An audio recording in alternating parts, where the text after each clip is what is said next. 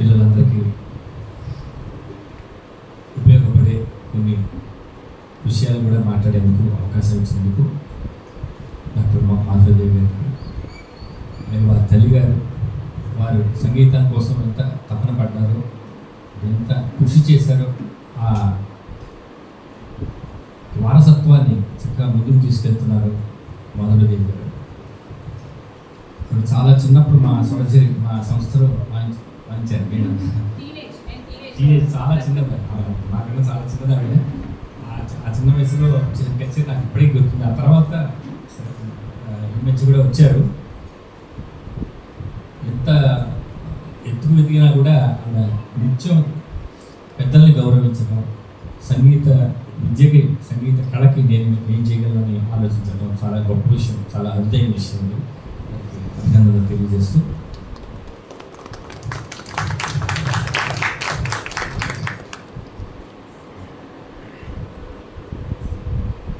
ఎక్కువగా ఈ వర్క్షాప్స్ అనేవి మాట్లాడడం, కండక్ట్ చేయడం నాకు ఎక్కువ అలవాటు లేదు. టీచింగ్లో బయట యూనివర్సిటీస్లో అక్కడ పనిచేసే వాళ్ళైతే మాధురి గారు కానీ, సరస్వతి గారు, వందన గారు, వీళ్ళైతే వాళ్ళకి మాట్లాడడం, వాళ్ళకి ఎలా చెప్పాలి, ఎలా చెప్తే తొందరగా అర్థమవుతుందని వాళ్ళకి బాగా తెలుస్తాయి. మాకు క్లాస్లో మా స్టూడెంట్స్ చెప్పడం కానీ బయట ఇలా చేసిన సందర్భాలు చాలా తక్కువ ఉంటాయి. అయినప్పటికీ నేను కూడా మీలాగనే విద్యార్థిని కాబట్టి కొద్దిగా సీనియర్ అయ్యి ఉండొచ్చు వయసులో, అంతే. కాకపోతే ఏంటంటే ఈ సంగీత రంగంలో అడుగుపెట్టి 51 సంవత్సరాలు. ఈ 51 సంవత్సరాలు సంగీతంలో ఉన్నాను. ఇంకొక డిగ్రీ చేశాను కానీ అదంతా నామకరణం. అందులో మా గురువు గారు శ్రీ అనూప్ నాగస్వామి గారు, వారు ఎప్పుడు మాట్లాడినా గురువు గారి గురించి మాట్లాడతారు. మాట్లాడమే కాదు, ఎలా చెప్పేవారు వాళ్ళ గురువు గారు సంగీతం. ఇది మాకు వారి ద్వారా, వారి గురువు గారి గురించి మాత్రమే కాదు, అసలు ఎలా సంగీతం విద్యార్థులకు చెప్పాలి, ఎన్ని రకాల కొత్త పద్ధతుల్లో ఆలోచించాలి అనేది అవన్నీ కూడా ఆయన వారి సమక్షంలోనే మా చేత, మాకన్నా జూనియర్ స్టూడెంట్స్ వారికి సంగీతం చెప్పించేవారు, ఏర్పడడం ఎలాగో నేర్పించేవారు. అందులో ఆయన ఎప్పుడు చెప్పే విషయం ఏంటంటే, ఆయన చిన్నతనంలో కొంత సంగీతం నేర్చుకున్నారు. ఆ తర్వాత చాలామంది, ఆయన ఏలూరు దగ్గర సోమవారపాడు అనే గ్రామంలో పుట్టారు. విజయవాడ వెళ్తే పంతులు గారు, పారిపూడి రామకృష్ణ పంతులు గారి గురుకులం ఉంది, చాలా పెద్ద ఇక్కడ గురువు. ఆయన దగ్గర చేరితే మీ అబ్బాయి బాగా పైకి వస్తాడని చెప్పి అందరూ చెప్పడం చేత వారి అన్నగారు అన్నవరపు గోపాలం గారు తీసుకొచ్చారు విజయవాడ. అప్పుడు ఆయనకు అసలు ఊరు విడిచి వెళ్ళడం తెలియదు, రైలు ఎక్కడం కూడా తెలియదు. రైలు ఎక్కి టికెట్ కొనకుండా రైలు ఎక్కేశాక పాపం వైలిన్ పెట్టినంటే చిన్న వాళ్ళు చిన్న పొలవాది ఉండేది, చాలా పేదవాడు. వైలిన్ కూడా ఒక సంచిలో పెట్టుకుని, బాక్స్ కొనే కూడా లేదు, చిన్న సంచిలో వేసుకుని రైలు ఎక్కేసి వచ్చేస్తుంటే టీసీ వచ్చి టికెట్ ఏదైనా అడిగితే, టికెట్ ఏంటండి నేను విజయవాడ వెళ్తున్నానంటే, అక్కడ టికెట్ కొనాలని చెప్తే నాకు తెలియదండి, డబ్బులు కూడా లేవు. ఆయన ఏంటంటే అదృష్టవశాత్తు ఆయన ఒక టెమిలియన్. ఎందుకు వెళ్తున్నాం అంటే సంగీతం కోసం అండి, పంతులు గారి దగ్గర సంగీతం కోసం. అలాగా అయితే రా అని చెప్పి వేరే చోట చూపించి, ఇక్కడ కూర్చో, విజయవాడ వచ్చిన తర్వాత ఈ దాంట్లోంచి వెళ్ళు, టీసీలో కూడా పెట్టుకోని, నేను ఎప్పుడు టికెట్ లేకుండా ఎక్కద్దు, సంగీతం బాగా నేర్చుకోని చెప్పారు ఆయన. అలాగే ఆయన వచ్చిన తర్వాత గురువుగారు టెస్ట్ చేసి ఫస్ట్ చెప్పింది ఏంటంటే, ఆయన అడిగింది ఎన్ని వర్ణాలు నేర్చుకున్నాం అంటే. ఏ గురువు అయినా సరే మీరు చూడండి, సంగీతానికి వెళ్తే ఎన్ని రాగాలు పాడతావు, ఎన్ని కీర్తనలు వచ్చని ఎవరు అడగారు, ఎన్ని వర్ణాలు వచ్చని అడుగుతారు. ఎందుకంటే వర్ణానికి ఉన్నటువంటి ప్రాధాన్యత ఎక్కువైంది. ఎందుకంటే అది మరి స్టార్టింగ్ స్టేజ్లో ఉండేటువంటి అభ్యాస రచన కాదు. అలా అని పూర్తిగా కచేరీలో ప్రధానాంశంగా పాడే అంశం కాదు. ఈ మధ్యలో ప్రాథమిక అంశాల నుంచి కచేరీ స్థాయికి తీసుకువెళ్ళేటువంటి ఒక వారధి. మా గురుగారు ఎప్పుడు చెప్పే విషయం ఏంటంటే, వాళ్ళు ఆ రోజుల్లో గీతాలు ఎన్నో పైడాల గురుమూర్తి శాస్త్రి గారు 1000 గీతాల శాస్త్రి గారు అనే ఉన్నాయి, 1000 గీతాలు రాశారు. అందులో కంపల్సరీగా 70-80 గీతాలు నేర్పేవారు ఆ రోజు. వారంతా బాలమురళి కృష్ణ గారు కానీ, మా గురువు గారు అమ్మవారు రామస్వామి గారు కానీ, నేతి శ్రీరామ శర్మ గారు కానీ, ఇటువంటి వాళ్ళు అందరూ అన్ని వర్ణాలు నేర్చుకున్నారు. వాటిలో లక్షణ గీతాలు ఎన్నో ఉన్నాయి. అవన్నీ ముందర ప్రారంభించి పార్వతి రామకృష్ణ గారు నేర్పారు. ఆయన ఎప్పుడు అనేది ఏంటంటే, ఆ గీతాలు నేర్చుకోవడం మొదలుపెట్టినాక నా గీత మారిపోయింది. అంతవరకు ఏదో వాయిస్తున్నారు, కచేరీలు వాయిస్తున్నారు, హరికథలు వాయిస్తున్నారు, ఏం వాయిస్తున్నారో తెలియదు, అలా వెళ్ళిపోతుంది. ఆ స్వరజ్ఞానం రావడం కోసం గీతాల దగ్గరికి వచ్చిన తర్వాత సాహిత్యం అనేది ప్రవేశిస్తుంది విద్యార్థికి. అంతవరకు స్వరం, సరళి స్వరాలు, జంట స్వరాలు, ధాతు స్వరాలు, హెచ్చు స్థాయి స్వరాలు అన్నీ ఉంటాయి. ఈ గీతాల్లో ఏంటంటే ఒకే ఖండంగా ఉంటుంది రచన అంతా కూడా, విభాగాలు ఏమి ఉండవు. అదే 2 కాలాలు 3 కాలాలు పాడతారు. సాహిత్యం వినాయకుడి మీద ఉంటే పిల్లారి గీతం, రాగ లక్షణాన్ని వివరించేదైతే లక్షణ గీతం, ఇక మిగతావన్నీ మామూలు సాధారణ గీతాలు, ఇలా రాగమాలిక గీతాలు, ఇలా రకరకాలు ఉన్న గీతాలు. ఆ తర్వాత వర్ణం దగ్గరికి వచ్చేసరికి రాగం యొక్క సంపూర్ణ స్వరూపాన్ని వర్ణం ఒక టెక్స్ట్ బుక్ ఎలాగైతే విద్యార్థికి పూర్తిగా సబ్జెక్ట్ని అందిస్తుందో అలాగా వర్ణం ఒక రాగానికి టెక్స్ట్ బుక్ వర్ణం. అంత మాత్రమే కాదు, అక్కడి నుంచి కూడా మనోధర్మాన్ని డెవలప్ చేసుకోవడానికి ఎన్ని రకాలుగా సాధన అవసరం అవుతుందో ఆ సాధనకి కావాల్సిన సామగ్రిని అంతా కూడా వర్ణం ఇస్తుంది. అసలు వర్ణము అంటే అర్థం ఏంటి? రంగు, కలర్. ఇంకా ఇప్పుడున్న రకరకాల కులాలు, మతాలు, వర్గాలు, వీటికి కూడా వర్ణాలు అంటారు. అంటే సృష్టిలో ఎన్నో రంగులు ఉన్నాయి. ఒక పంట చేయాలకి వెళ్తే ఆకుపచ్చ రంగు, ఆకాశం చూస్తే నీలి ఆకాశం, కొండలు చూస్తే నలుపు, అలా రంగుల్ని బట్టి ఒక వస్తువుని ఒక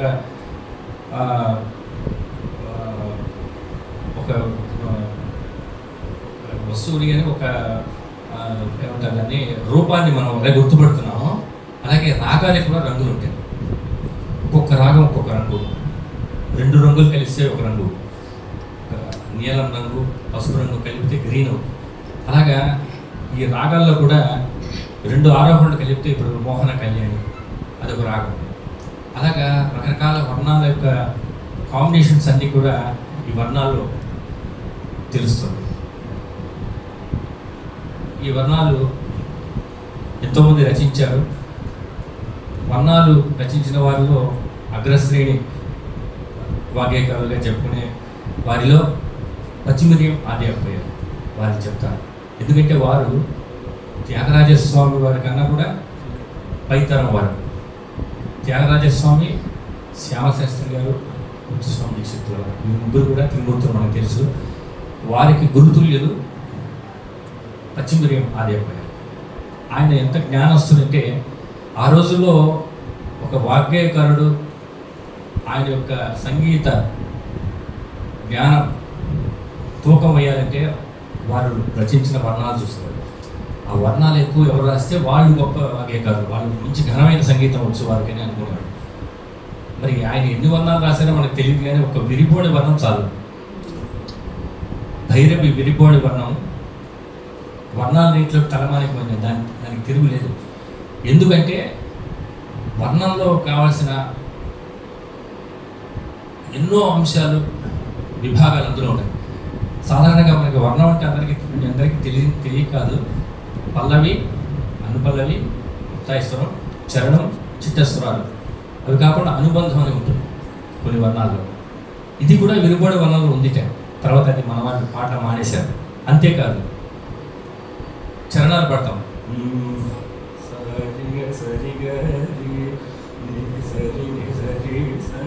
దీంట్లో సాహిత్యం. అలానే పదవర్ణం కాదు, సాహిత్యం ఉన్నవన్నీ పదవర్ణాలు కాదు. మనం నాటక గురించి వర్ణం ఉంది, అందులో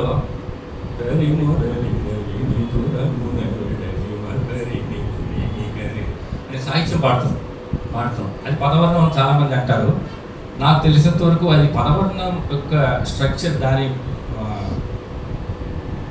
దాని కూర్పు వేరేగా ఉంటుంది. అది పదవర్ణం అనేది సంగతులు కూడా యాడ్ చేసి ఒక వర్ణంలా కాకుండా ఒక కృతిలాగా నడుస్తూ ఉంటుంది. సాహిత్య ప్రధానంగా సాహిత్యం అడుగడుగున సాహిత్యం ఉంటుంది, ఎంతో సాహిత్యం ఉంటుంది. అందువల్ల పదవర్ణాలు ఎక్కువగా నృత్య అంశాలకి ఎక్కువ వాళ్ళు తీసుకుని దాన్ని రకరకాలుగా అభినయించడం చూస్తూ ఉంటాం. అంటే మన మామూలు వర్ణాలు అయితే మనం పదవర్ణంలాగా అన్నిసార్లు పాడము, అన్ని సంగతులతో పాడాము. కానీ పదవర్ణం అలా కాదు. పదవర్ణంలో ఇప్పుడు ఈ పదవర్ణం అనేది వర్ణాల్లో ఒక రకం. అంతేకాకుండా తానవర్ణాలు మనం సాధారణంగా నేర్చుకునే వర్ణాలన్నీ కూడా తానవర్ణాలు. తానవర్ణం ఎందుకు పేరు వచ్చిందంటే ఈ వర్ణాలు మనోధర్మ అంశమైనటువంటి తానం డెవలప్ చేయడానికి చాలా ఉపయోగపడుతుంది. కాబట్టి వీణ వాళ్ళు కానీ గాత్రజ్ఞులు కానీ ఎక్కువ తానవర్ణాల్ని తాన సాధన కోసం కూడా ఉపయోగిస్తారు. తర్వాత చౌక తాళ వర్ణాలు అంటే ఇప్పుడు ఆది తాళంలో అన్ని వర్ణాలు చౌకగానే పాడచ్చు, మధ్యమకాలంలో పాడచ్చు. కానీ ఇంకా అనేక తాళాలు ఉన్నాయి. అటతాళం, జంపె తాళం, అటతాళ వర్ణాలు ఇందాక చెప్పిన విరిబోడి వర్ణం చాలా ప్రసిద్ధమైంది. కళ్యాణి, కానడ, రీతి గౌడ. ఆ రోజుల్లో రామకృష్ణ పంతులు గారి శిష్యులో అటతాళ వర్ణాలు 30 వర్ణాలు కనీసం నేర్చుకున్నారు. 30 అటతాళ వర్ణాలు. అవన్నీ నేను నొటేషన్స్ చూశాను. కేదారం, ఆనంద భైరవి, ముఖారి, మోహన, నాట, రీతి గౌడ. మేము కొన్ని పాఠం చేసాం. నాట ప్రసిద్ధమైన ఇవన్నీ కానడ, ఇవన్నీ కూడా మోహన. ఈ అర్థాల వర్ణాలు జంపితాళ వర్ణం మనకి డిప్లొమా సిలబస్లో కూడా ఉంది. కేదార గౌడ జంపితాళ వర్ణం. ఇవన్నీ ఈ తాళాల్లో వర్ణం ఉండటం వల్ల తాళం వేయడం అనేది రకరకాల తాళాలు వేయడం అలవాటు ఉంటుంది. అంతేకాకుండా ఈ వర్ణం వల్ల అనేక ఉపయోగాలు ఉన్నాయి. కొన్ని ఉపయోగాలనే మనం ఉపయోగించుకుంటున్నాం, మిగతా పూర్తిగా ఉపయోగించుకోవట్లేదు వర్ణాలు. అవి కొన్ని నాకు తెలిసిన అనుభవంలో ఉన్న విషయాలు కొన్ని చెప్తాను. తర్వాత వర్ణాన్ని మధ్య కాలంలో పాడటం అనేది ఉంది. ఇప్పుడు అంతా కూడా స్పీడ్ యుగం అయిపోయింది. కాబట్టి ఇదివరకు కాలంలో వర్ణం 2 కాలాలు పాడి కచేరీ ప్రారంభించారు. ఇప్పుడు మధ్యమ కాలం పాడితేనే వినటం కష్టం. ఈ స్వరాలు 2 వస్తే వినేవాళ్ళకి ఒక ఏంటి స్వరాలు పాడుతున్న సాహిత్యం కావాలి, ఎవరు నేర్చుకునే వాళ్ళకి అంతకన్నా కావాలి తొందరగా. ఏంటంటే స్వరాలు తొందరగా మాకు కృతులు చెప్పండి అనేవాళ్ళు ఎక్కువ. అలాంటిది ఈ 2 కాలాలు పాడే పద్ధతి పోయింది.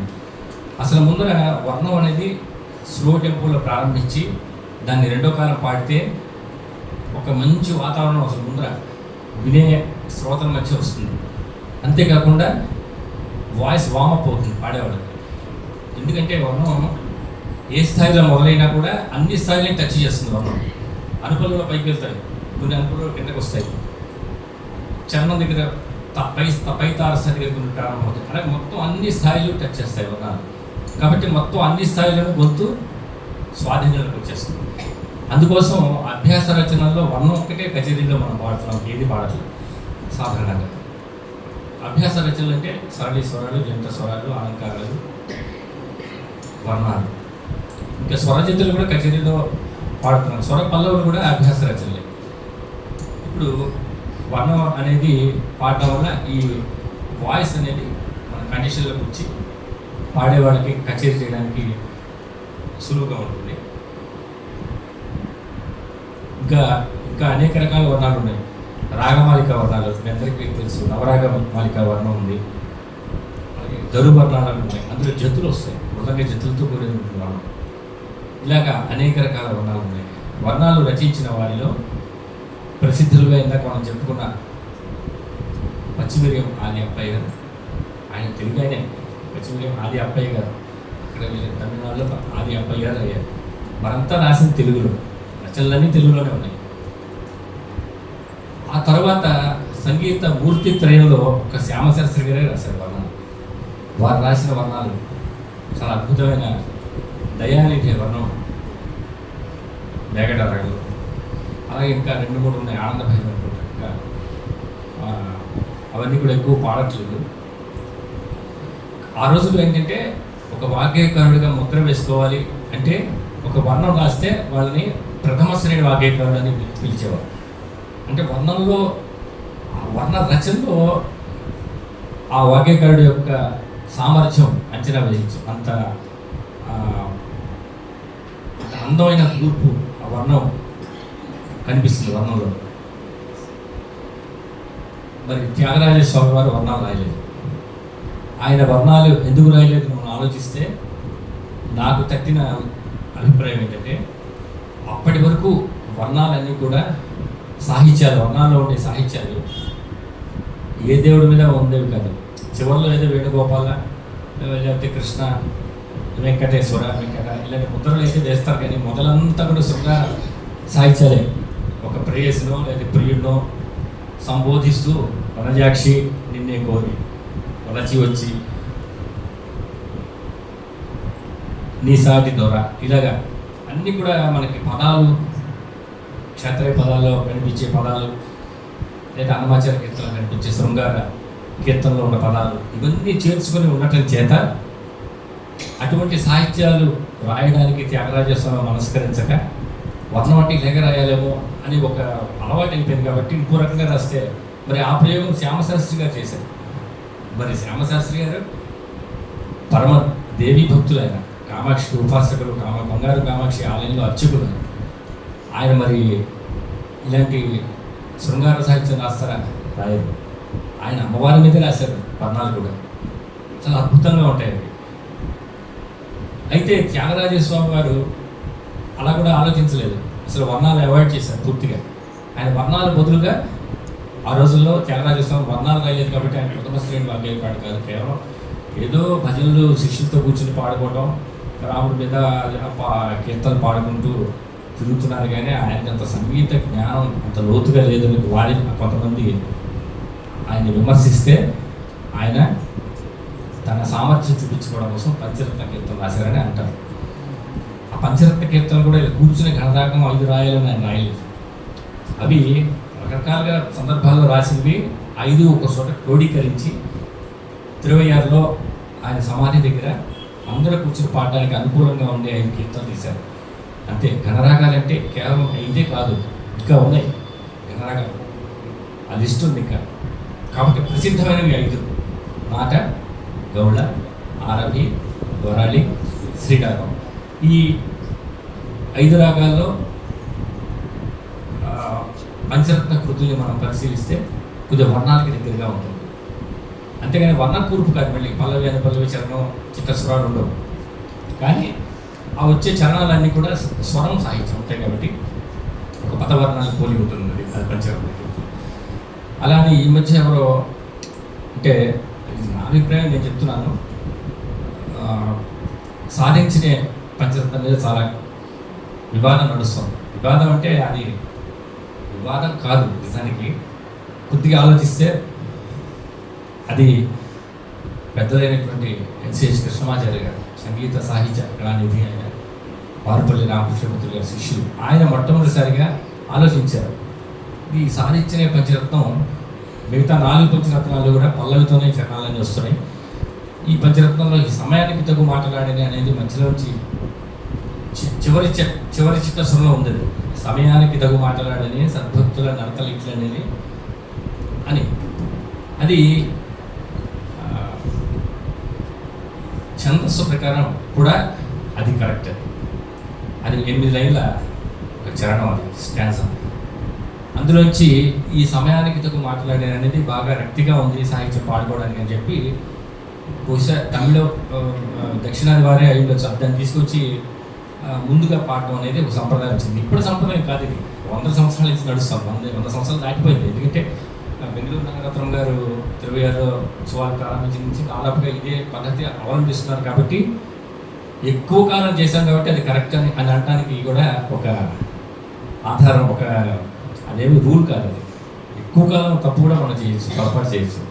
పొరపాటు అంటే అది చేయకూడదు, తప్పని కాదు.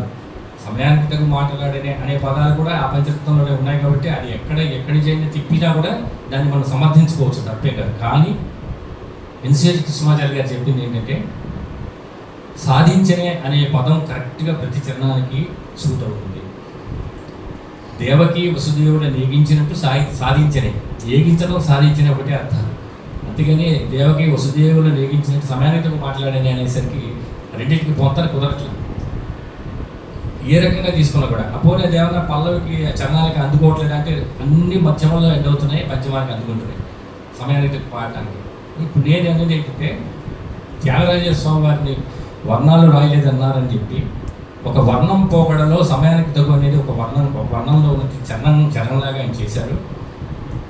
సమయానికి తగు మాట్లాడనే అనేది ఒక చరణం లాంటిది వర్ణంలో, కాబట్టి అక్కడే అన్ని చిత్తస్వరాలాగా మిగతావన్నీ పాడాలి అని ఒకళ్ళు ఎవరో తీసుకొచ్చారు వాళ్ళు. అది ఎంతవరకు కరెక్ట్ మీరు ఆలోచించండి. ఇప్పుడు చరణం అనేది ఒక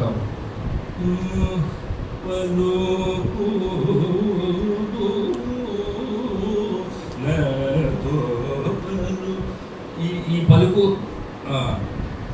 నాతో ఈ పదం ఎక్కడో చరణం చివరి నుంచి తీసుకొచ్చింది కాదు కదా, ప్రత్యేకించి చరణం కోసం రాసింది. అలా సమయానికి తగు అలా లేదు. సమయానికి తగు మాట్లాడని సద్భక్తుల నడతలు ఇట్లనే ఆ మకారం ఉంది, అమరికగా నా పూజ కొనుని అలుగవద్దని ఆ మకారం 3వ లైన్లో మళ్ళీ రావాలి. అదంతా కూడా ఒక విడదీయడాన్ని ఒక 8 లైన్ల ఒక చరణాన్ని తీసుకొచ్చి ఒక లైన్ మొదటి సమయానికి తీసుకొచ్చి అది ఈ సాహిత్య దృష్టి లేనటువంటి విద్వాంసులు ఒక ఆనవాయితీగా తీసుకొచ్చారు. అది చాలామంది పాఠం జరుగుతుంది. అంటే అది పాఠం పూర్తిగా తప్పని అనట్లేదు, కానీ ఏంటంటే ఒక పెద్దలు మన తరంలో సంగీత సాహిత్యాల్లో విశేష కృషి చేసిన వారు చెప్పారు కాబట్టి దాన్ని ఆచరించడం అనేది తెలుగు వాళ్ళుగా మనం పాటిస్తే మిగతా భాషల వాళ్ళు కూడా దాన్ని ఫాలో అయ్యే అవకాశం ఉంటుంది. ఇది ఒకప్పుడు చాలా చర్చ జరిగి అకాడమీలో కూడా విద్వాంసులందరూ దాన్ని యాక్సెప్ట్ చేసి ఈరోజు పంచరత్నాల్లో అలా పాడదామని అనుకుని అక్కడికి వెళ్ళిన తర్వాత ఒక ప్రవాహంలాగా అందరూ సమయానికి అనటం, వీళ్ళంతా కూడా తప్పనిసరిగా అందరూ కలవడం జరిగిపోయింది. ఎందుకు లేని గొడవ కాంట్రవర్సీ ఇప్పుడు అందరూ అంటున్నారు, ఎందుకంటే గొడవ అంటున్నారు కదా, అలాగే జరిగిపోతూ వచ్చింది ఇన్నేళ్ళుగా. కాబట్టి నేను రిక్వెస్ట్ చేసేది ఏంటంటే మనకెందుకులే అని వదిలేసేస్తే ఏ విషయమైనా అలాగపోతుంది. ఒక తెలుగువారిగా మనం సాహిత్యాన్ని అన్ని చరణాలకి అన్వయం చేసుకుని మనం ఆలోచిస్తే రాముడు సమయానికి తగ్గు మాట్లాడాడా, రామచంద్రుడు అని వస్తుంది చరణంలో చివరి చరణంలో రామచంద్రుడు సమయానికి తగ్గు మాట్లాడాడు. అక్కడ రామచంద్రుడు అని కాదు, అక్కడ అన్ని అవతారాలు చెప్పారు. వెంకటేశ్వర స్వామి చెప్పారు, కృష్ణుడు చెప్పాడు, అన్ని రకాలు చెప్పారు. వీళ్ళందరికీ కూడా సాధించనే అన్వయం అవుతుంది. కానీ సమయానికి తగ్గు మాట్లాడాడు అనేది కృష్ణుడికే అన్వయం అవుతుంది. కాబట్టి అది చివరి చరణంలో భగవద్గీతలో భగవంతుడు కృష్ణ భగవాన్ చెప్పినటువంటి భగవద్గీతలో ఏవైతే సూత్రాలు ఉన్నాయో అవన్నీ కూడా చివరి చరణంలో వస్తున్నాయి. సమయానికి తగ్గు మాట్లాడని సద్భక్తులను అతలించని అమరికగా నా పూజకులని అలుగవద్దనని వింకులతో చేరవద్దనని బ్రతకలిగితే తాళం, ఇదంతా కూడా ఆ కృష్ణుడు భగవద్గీతలో బోధించిన సన్మార్గ వచనములు అని కూడా చెప్పారు కదా అనుకులేదు. కాబట్టి అదంతా కూడా కృష్ణుడికి సంబంధించిన విషయం దగ్గర సమయానికి తగ్గు వచ్చింది. అంతేగాని మిగతా రామావతారం ఇవన్నీ కూడా మిగతా అన్ని అవతారాలను కలిపి కలగాపులగం చేసి రాసిన చోట సాధించిన అనేది అందరికీ రాముడికి కానీ కృష్ణుడికి కానీ వెంకటేశ్వర స్వామి కానీ విష్ణు స్వరూపాలు అందరికీ కూడా అది సరిపోతుంది సాధించిన. కానీ సమయానికి తగ్గ అనేది అది అంతగా సూట్ అవుదని వాళ్ళు చెప్పిన తర్వాత ఆలోచిస్తే మాకు కూడా అర్థమైంది. ఆ తర్వాత చాలామంది గాత్ర విద్వాంసులు ఇన్స్ట్రుమెంట్ వాళ్ళు కాదు, ఇన్స్ట్రుమెంట్ వాళ్ళు యాక్సెప్ట్ చేయలేదు చాలా వరకు, నేను 80% యాక్సెప్ట్ చేయలేదు. కానీ గాత్రజ్ఞులందరూ కూడా ఒక తాటి మీదకి వచ్చి మన విజయవాడలో మల్లాది బ్రదర్స్ నేను కానీ అందరం ఒక 50 మంది సంతకాలు పెట్టి మాకు సంగీత సన్మానాలు చాలా ఉత్సవాలు జరిగే కమిటీకి ఒక లెటర్ రాశారు. ఈ విధంగా మేము పాడతాం, మీరు మమ్మల్ని అనుమతించవలసింది అని రాస్తే ఆ రోజు నుంచి దాదాపు 15 సంవత్సరాలుగా సాధించడానికి మేము పాడుతున్నాం. ఒక రకంగా అక్కడ అని పాడితే కాస్త రిలీఫ్ కూడా ఉంటుంది, కాసేపు గాలి తీసుకుని నెక్స్ట్ చరణానికి వెళ్ళడానికి. అది అలా అన్ని రకాలుగాను. అది ఎందుకు చెప్తున్నానంటే దాన్ని సమర్థించుకోవడం కోసం ఒక వర్ణాన్ని ఆధారం చేసుకుని సమయానికి తగ్గ అనేది ఒక చరణంగా పెట్టారు చక్రాలు చేస్తామని ఒక ఆవిడ ఎవరో చెప్తే ఇంకా దీనికి ఇంకా ఎన్నైనా మనం మిస్ఇంటర్ప్రిట్ చేయొచ్చు, అది కరెక్ట్ కాదు. త్యాగరాజ స్వామి వారికి వర్ణం రాయడమే ఆ సాహిత్యాలు ఇష్టం లేదు. అలాంటిది ఒక అర్థం విడదీసిన పదాన్ని ఆయన తీసుకోరు అని చెప్పి వాళ్ళకి చెప్పడం జరిగింది. అయితే ఇప్పుడు ఈ వర్ణ సాధన అంటే సాధారణంగా మనం వర్ణం ప్రాక్టీస్ చేసేటప్పుడు మధ్యమ కాలం పాడతాం, 2 కాలాలు పాడతాం, చిత్రరచనలోనే 3 కాలాల దాకా పాడగలం. అంతవరకు అందరూ ప్రయత్నం చేసి పాడుతున్నారు. కాకపోతే చాలామంది చేసే మిస్టేక్ ఏంటంటే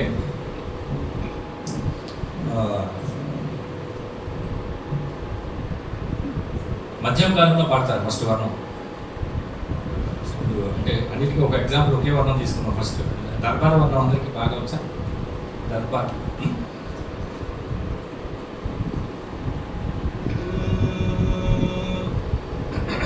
ఫస్ట్ స్టార్ట్ చెప్పు.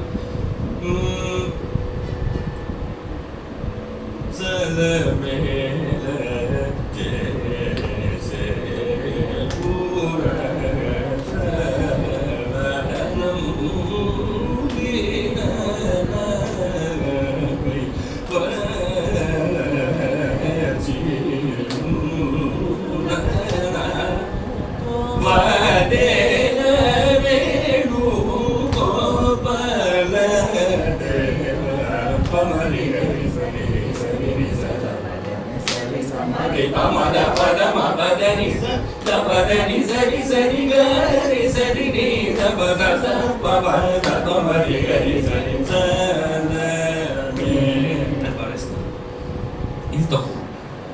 మనం పాడింది ఎందులో మొదలు పెట్టాము? మధ్యమ కాలంలో మొదలు పెట్టాము. మరి మొదటి కాలంలో వచ్చేలా ఆపుతాం అక్కడ. మీరు మొదటి కాలం పాడినప్పుడే అని ఆపాలి. అంటే మీరు దీంతో బీన్ చేసినప్పుడు ఈ దీంతో ఏం చేయాలి? మధ్యమ కాలంలో పడ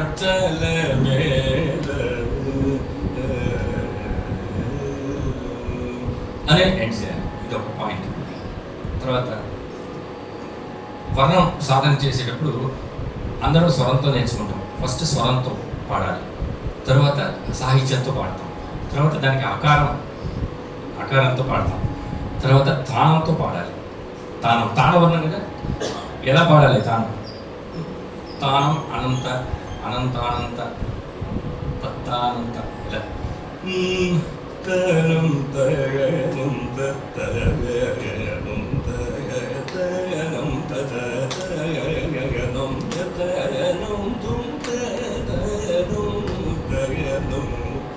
ఈ విధంగా ఈ తాళం అనేది ఈ అక్షరానికి రావడం ఏం లేదు. మనం అక్కడ లయలో వెళ్తున్నప్పుడు మనకే ఏదో ఒకటి సజెస్ట్ అవుతుంది మనకి ఏం పాడాలి అనేది. ఆ తానం అనంత అనే శబ్దాలతో తానం వింటున్నాం కదా ఎలా పాడుతున్నారు. వీణ వాళ్ళకైతే ఇంకా బాగా తానం వాళ్ళకి చేతికి అలవాటు ఉంటుంది కాబట్టి ఆ విధంగా అక్కడ సాహిత్యం ఉండదు, స్వరం ఉండదు, తానం అనేది నడుస్తూ ఉంటుంది. ఇది పాడటం వల్ల రాగం తానం పాడే వాళ్ళకి తానం పాడటం ఈజీ అవుతుంది. తర్వాత రాగం ఎలా వస్తుంది? వర్ణం వల్ల. వర్ణంలో ప్రారంభంలోనే ఒక మంచి ఆ రాగంలో ఉండే గ్రహస్వరం, రాగంలో ఉండే జీవస్వరంతో ప్రారంభమవుతుంది. ఇదే దర్బార్. అలా పనిచేసినప్పుడు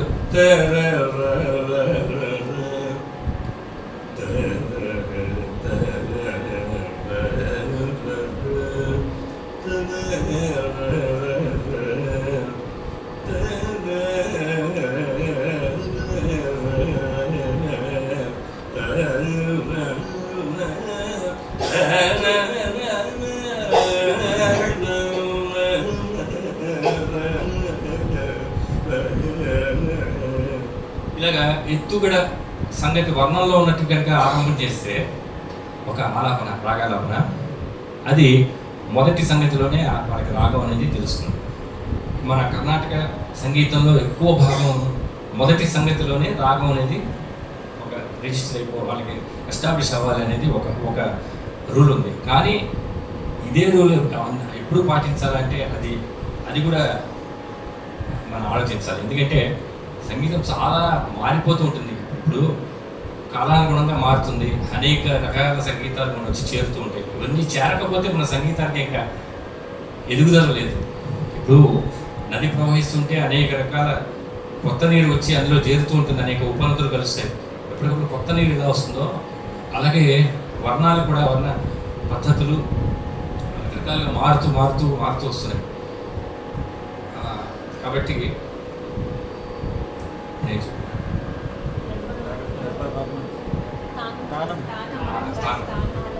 ఈ తానం అనేది తానంతో సాధన చేయటం.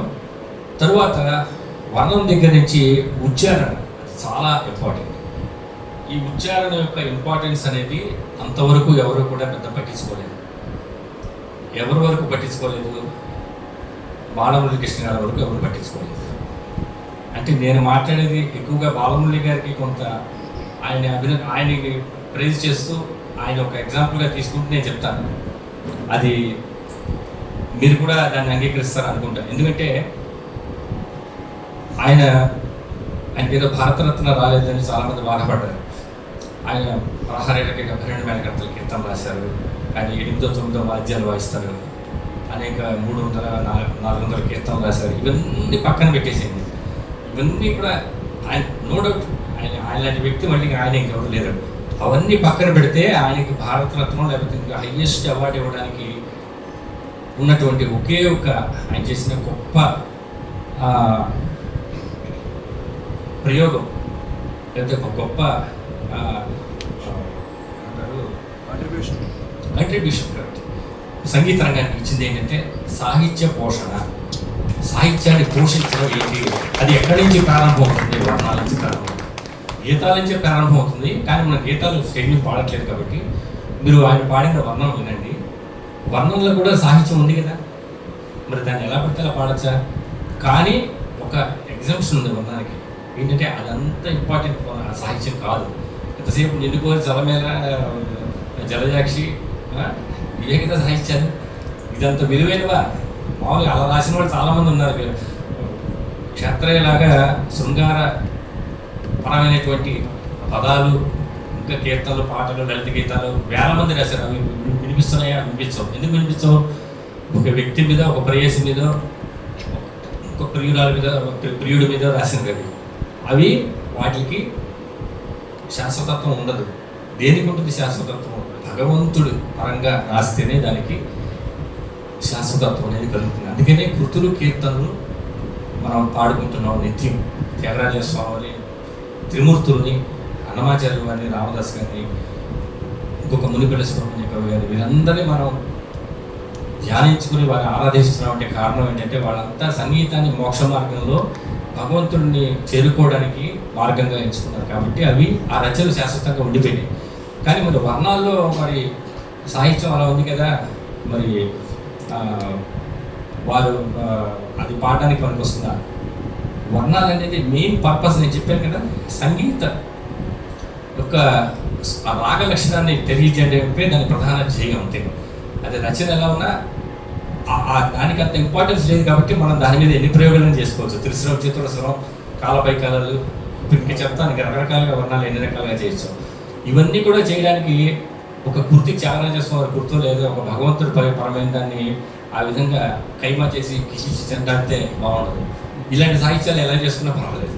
కాబట్టి అదొక సాహిత్యం అనేది ఒక వెసులుబాటు అనమాట మనకి వర్ణాలు ఉండే సాహిత్యం. దానికి ఒక అంత పెద్ద పవిత్రత లేదు కాబట్టి వర్ణాలు పాడుకునేందుకు అవకాశం ఎక్కువ దొరికింది మనకి వర్ణాలు. తర్వాత అలా అని చెప్పి సాహిత్యం ఇంపార్టెన్స్ లేదు కదా అని చెప్పి పదగర్భాల కోసం దాన్ని ఎట్టుబట్టి అటు విరిచేస్తే ముందు వచ్చే కీర్తన నేర్చుకునేటప్పుడు అది అడ్డంగా అవుతుంది. అది ఇక్కడి నుంచే ఫౌండేషన్ వేసుకుని మనం సాహిత్యం పాడేటప్పుడు ప్రతి అక్షరాన్ని ఎలా ఉచ్చరించాలి, ఎక్కడెక్కడ ఆపాలి. లాంగ్ ఫ్రేజెస్ ఉంటాయి. చౌకర్లో పాడిన కొద్దీ, దీర్ఘం పెరిగిన కొద్దీ దమ్ము ఎక్కువసేపు ఆపి పాడాల్సిన అవసరం వస్తుంది. అలా దమ్ము ఎక్కువసేపు నిలిపి పాడటం అవసరమైనప్పుడు ఎక్కువసేపు అలా నిలిపి పాడుతుంటే మనకి ఎక్కువసేపు గాలి బంధించి స్వరం చెప్పడం అనే అలవాటు అవుతుంది. కాబట్టి ఇప్పుడు ఇదే వర్ణం దర్బార్ వర్ణం. తర్వాత ఇంకొకటి ఈ దర్బార్ వర్ణం, దర్బార్ రాగానే చాలామంది పాడుతున్నారు. 2 గాలు వస్తాయి. ఇంకా అది చాలా అంటారు చాలా టిపికల్ గాంధారం. దానికి పేరే దర్బార్ గాంధారం. రెండు రావాలి, రెండే రావాలని రూలే లేదు. ఎక్కువ రెండు వస్తుంటాయి, రెండు గాలు అన్నప్పుడు మీరు దాన్ని జాగ్రత్తగా స్కాన్ చేసి చూస్తే అందులో గా ఉందా, అది మొదటి కాలం. రెండోది రిమరి, రెండో కాలం. మూడో కాలం రిమరి రిమరి సరి రిమరి రిమరి రిమరి సరి. మూడు కాలాలు ఉన్నాయి అందులో. గాలి అది గాంధారం, సాధారణ గాంధారం. దాని పేరు మాత్రం సాధారణ గాంధారం, కానీ ఆ గాంధారాన్ని అది టచ్చే చేయట్లేదు. చూసారు, గమకాలు ఎంత విశేషం ఉంది కర్ణాటక సంగీతంలో. మనకి హిందుస్థానీలో కూడా ఉన్నాయి గమకాలు, కానీ ఇంత టిపికల్ ఇప్పుడు మనకి చూడండి, ఒక గాంధారమే మళ్ళీ సప్త స్వరాల్లో ఎక్కువ వేరియేషన్, ఎక్కువ వెరైటీస్ ఆఫ్ షేప్స్ పాడే విధానం ఉన్న స్వరం గాంధారం. మీరు అబ్జర్వ్ చేయండి. సావేరి గాంధారం, తోడి గాంధారం,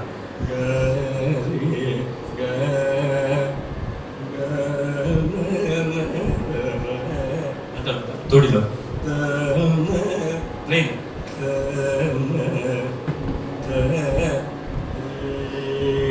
చతుస్రుషం తగులుతూ ఉంటుంది. అలానే మళ్ళీ అక్కడ స్టార్ట్ చేయకూడదు. సరిగా అని పాడారు మా గురుగారు. వెంటనే అక్కడ ఆపారు. ఎక్కడ చతుస్రుషంలో స్టార్ట్ చేస్తారగా సుదర్శనం సుదర్శనంలోంచి గాంధారం వెళ్ళాలి గమకం. ఇవన్నీ వర్ణాల్లో చౌక కాలంలో పాడేటప్పుడు ఇవన్నీ బయటపడతాయి.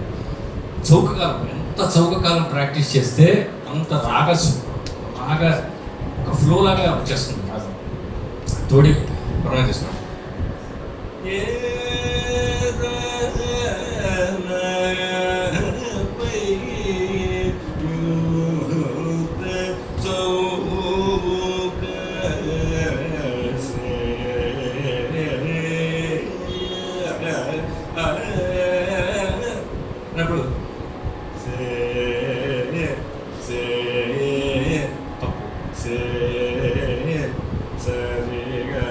తర్వాత గమకం అక్కడ చతుస్రుషం తగిలినా అక్కడ దాకా వచ్చి ఆగినా కూడా ప్రారంభం మాత్రం సుదర్శనంలోంచి వెళ్ళాలి గమకం. ఆ తర్వాత అది ఎక్కడైనా సంచరించచ్చు.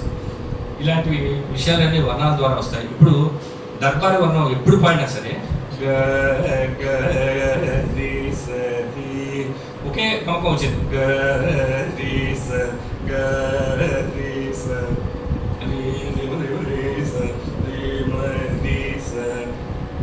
పైకాల అప్పుడు ఎలా అనాలి అని పడుతున్నది. గా పలకది అక్కడ కూడా. చూడండి వర్ణంలో చరణంలో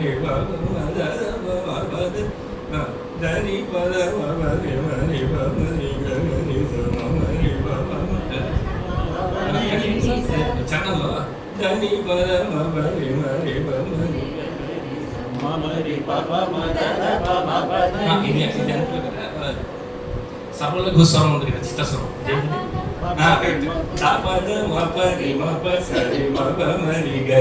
చూసారా, అప్పుడు గాయ ఎక్కడ వెళ్తాను, మాలకు వెళ్తాం. సరే అనకూడదు. అది చాలా ఇలాంటి గమకాలు ఏది ఎలా పాడాలి అనేది వర్ణంలో తెలిసిపోతుంది. అలాగే కొన్ని విశేష ప్రయోగాలు ఉంటాయి. సారంగంలో గాంధారం,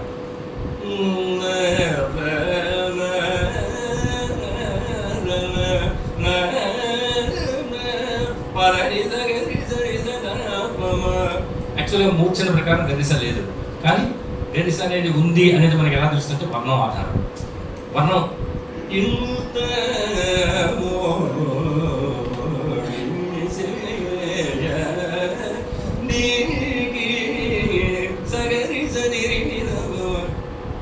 వర్ణం అనేది టెక్స్ట్ బుక్. మనకి డౌట్ వస్తే అది చూసుకోవాలి. వర్ణం చూసుకుంటే సగరిస ప్రయోగం ఉంది కాబట్టి గరిస అనేది వర్ణంలో సారంగ రకంగా యాక్సెప్ట్ చేస్తారు. దానికి ఏంటి మీరు ఆధారం ఏంటంటే వర్ణమే. ఇలాంటివి అనేకం ఉన్నాయి. శ్రీరాగంలో పామదేశాల ప్రయోగం ఉంది. శ్రీరాగ వర్ణంలో చూసి ఉంటారు. అలాగే ఇప్పుడు త్యాగరాజ స్వామి పంచరత్నంలో పామదేశ వస్తుంది. ఇందులో గౌడ గౌడలో అని రావాలి, కానీ అంటే ఒకవేళ తప్పు అనుకుని ఏదైనా పొరపాటున ఎవరైనా పాడారేమనుకుంటారని ఈ వర్ణాలు మీరు అబ్జర్వ్ చేయండి. కాదు, పర్పస్ఫుల్గా ఈ ప్రయోగం ఉంది అని మీరు తెలుసుకోవాలని చెప్పి వరుసగా 2 సార్లు ప్రయోగం చేస్తారు వర్ణ శాస్త్రకారులు, సంగీత వాగ్గేయకారులు, మహానుభావులు. వాళ్ళు ఒక తప్పు అనుకుని మనం పొరపాటున దాన్ని ఏదో మార్చుకుంటామని చెప్పి అదే ప్రయోగం వరుసగా 2 సార్లు వస్తాయి. నేను చాలా అబ్జర్వ్ చేశాను. 2 సార్లు ఎందుకన్నారు అంటే ఆ ప్రయోగం కూడా గౌడ రాగంలో ఉంది. చాలా రేరుగా వాటి విశేష ప్రయోగం అంటారు.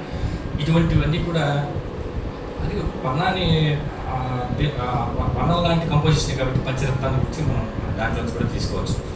ఇలాగా మనం అకారం చెప్పాం, తాళం చెప్పాం, స్వరం చెప్పాం, సాహిత్యం చెప్పాం. ఇంకా ఎన్ని రకాలు చేయొచ్చు. మనకి కీర్తన పాడేటప్పుడు అకార, ఇకార, ఉకార, ఓకార ఇవన్నీ కూడా 0 పాడాల్సి వస్తుంది. వర్ణం పూర్తిగా నోరు మూసేసి ముక్కుతో అనునాసిక భ్రమర సాధన అంటారు. అంటే ఒక భ్రమరం అంటే బి, అది ఎలా అయితే సౌండ్ చేస్తుందో అలాగా నోరు మూస్తే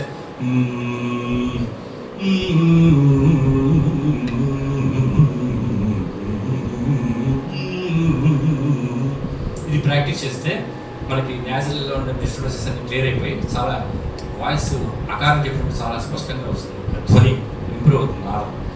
ఇలాగా ఈ సాధన ఇలా నోరు మూసి ముక్కుతో పాడటం. తర్వాత అకారం చెప్పాం, ఇకారం ఈ తర్వాత ఈ అనేటప్పుడు మీరు కీర్తన పాడేటప్పుడు చాలామంది అంటే నేను ఎక్కిస్తాను కానీ నేను కూడా పాడతా కొన్ని సందర్భాల్లో తెలియక అందులో ఫ్లోలో ఏత్వం వచ్చినప్పుడు చాలామంది 99% ఏత్వం చక్కగా స్పష్టంగా పలకరు. ఆ ఏత్వం చివరిదాకా సస్టైన్ అవ్వదు. ఏ టైప్ ఉంటుంది చూడండి. నిన్నే అనేస్తారు. నిన్నే ఏ అనేది ఉందా లేదు మన తెలుగులో. ఏత్వం అనేది అలా సస్టైన్ చేయడం అనేది వర్ణాల నుంచి మనం సాధన చేయాలి.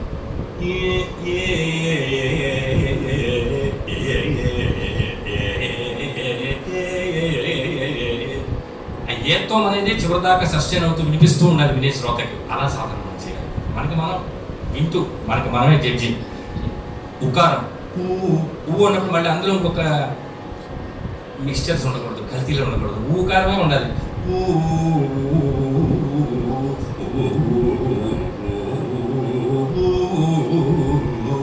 ఓకారం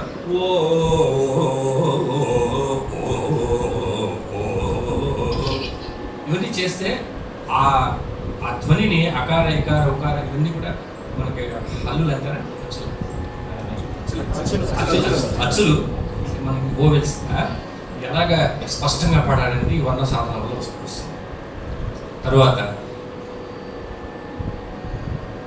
అకార, ఇకార, ఉకార, ఎకార, ఓకార ఇవన్నీ కూడా సాధన మనం చేయొచ్చు. తర్వాత బ్రీత్ ఎక్సర్సైజ్. దమ్ము బాగా ఒకటి అంటే మనం ఎంత ఒక ఆవర్తం ఫస్ట్ పూర్తిగా ఒకే బ్రీత్లో పాడాలి అనుకుంటే దానికి ఎంత స్పీడ్ పాడితే మనం ఒక ఆవర్తం పాడగలం అని మనం ఒక జడ్జ్ చేసిన ప్రాక్టీస్ చేసి అదే స్పీడ్.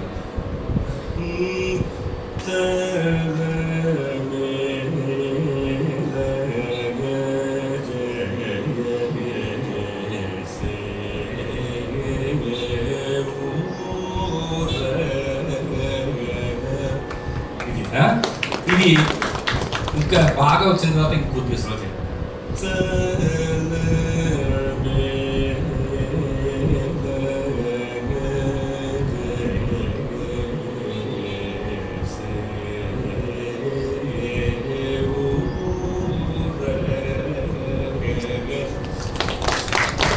తర్వాత 2వ అవర్తాలు పాడాలి పూర్తిగా ఫాస్ట్.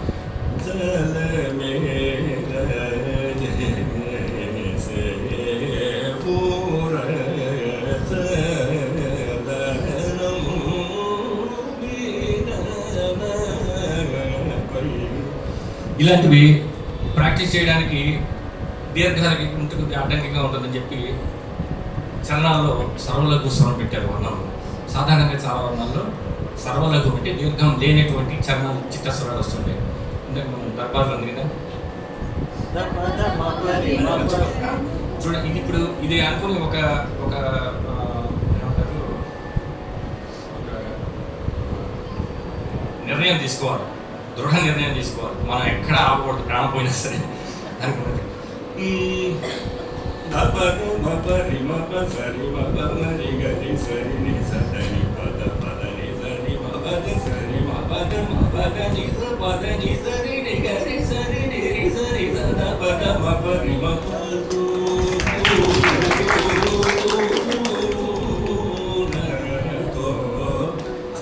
ప్రాక్టీస్ చేస్తున్న కొద్దీ వస్తుంది అనమాట. ఇంకొక 2 అవర్తాలు కూడా కలిపాలి, అంత వస్తుంది. ఇలాంటి సాధన చేయడం కోసం రకరకాల వర్ణాల్లో రకరకాల స్వర కాంబినేషన్స్, లెంగ్తీ ఫ్రేజెస్ కూడా పెట్టారు వర్ణాల్లో. 60 వర్ణం చూసిన పెద్ద చరణం ఉంటుంది అందులో.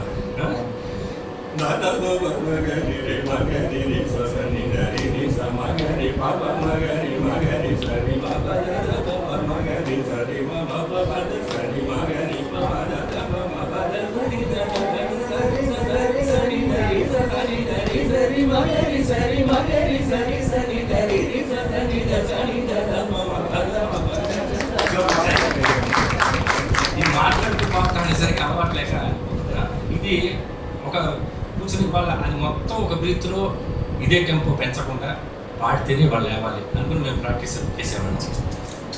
చేస్తే దానివల్ల బ్రీత్ ఎక్సర్సైజ్ అంటే 2 అవర్తాలు, 4 అవర్తాలు, 8 అవర్తాలు ఇలా పెట్టారు మన వర్ణాలు మన సాధన కోసం. ఇవన్నీ కూడా అంతేకాకుండా విశేష ప్రయోగాలు ఇందాక చెప్పాను. ఇవన్నీ పక్కన పెడితే ఒక వర్ణాన్ని ఇంకొక రాగంలో పాడు. పెద్దవాళ్ళు మాకు వీర జానకరావు గారు వీణ విద్వాంసులు, మహావిద్వాంసులు, ఆయన మమ్మల్ని కూర్చోబెట్టి అరే మన మమ్మల్ని అరే మోహన్ వర్ణం అంటే హంసధ్వని వర్ణం మోహన్ పాడతారు అంటే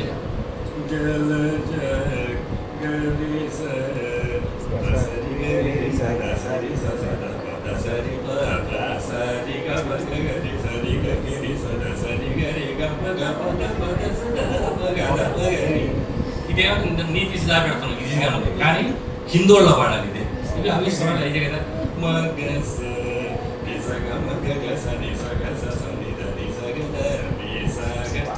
చూసారా, ప్రాక్టీస్ చేయాలి అంతే, రాసేసుకోవాలి అవసరం అయితే. ఆ భూగిలో పాడాలి. సరిగా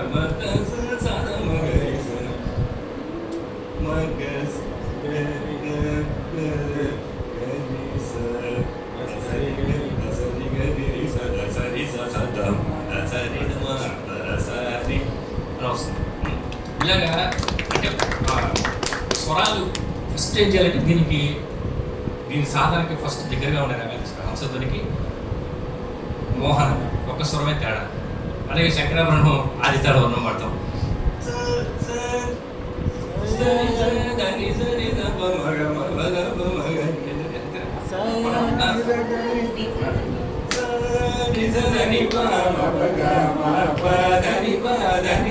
సైలెంట్గా పడాలి.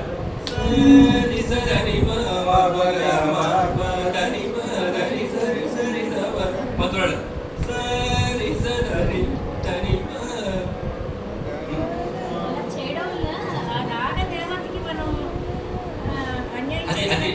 అది నేను చెప్తాను ఏంటంటే ఇది ఓన్లీ ఫర్ ప్రాక్టీస్ అండి.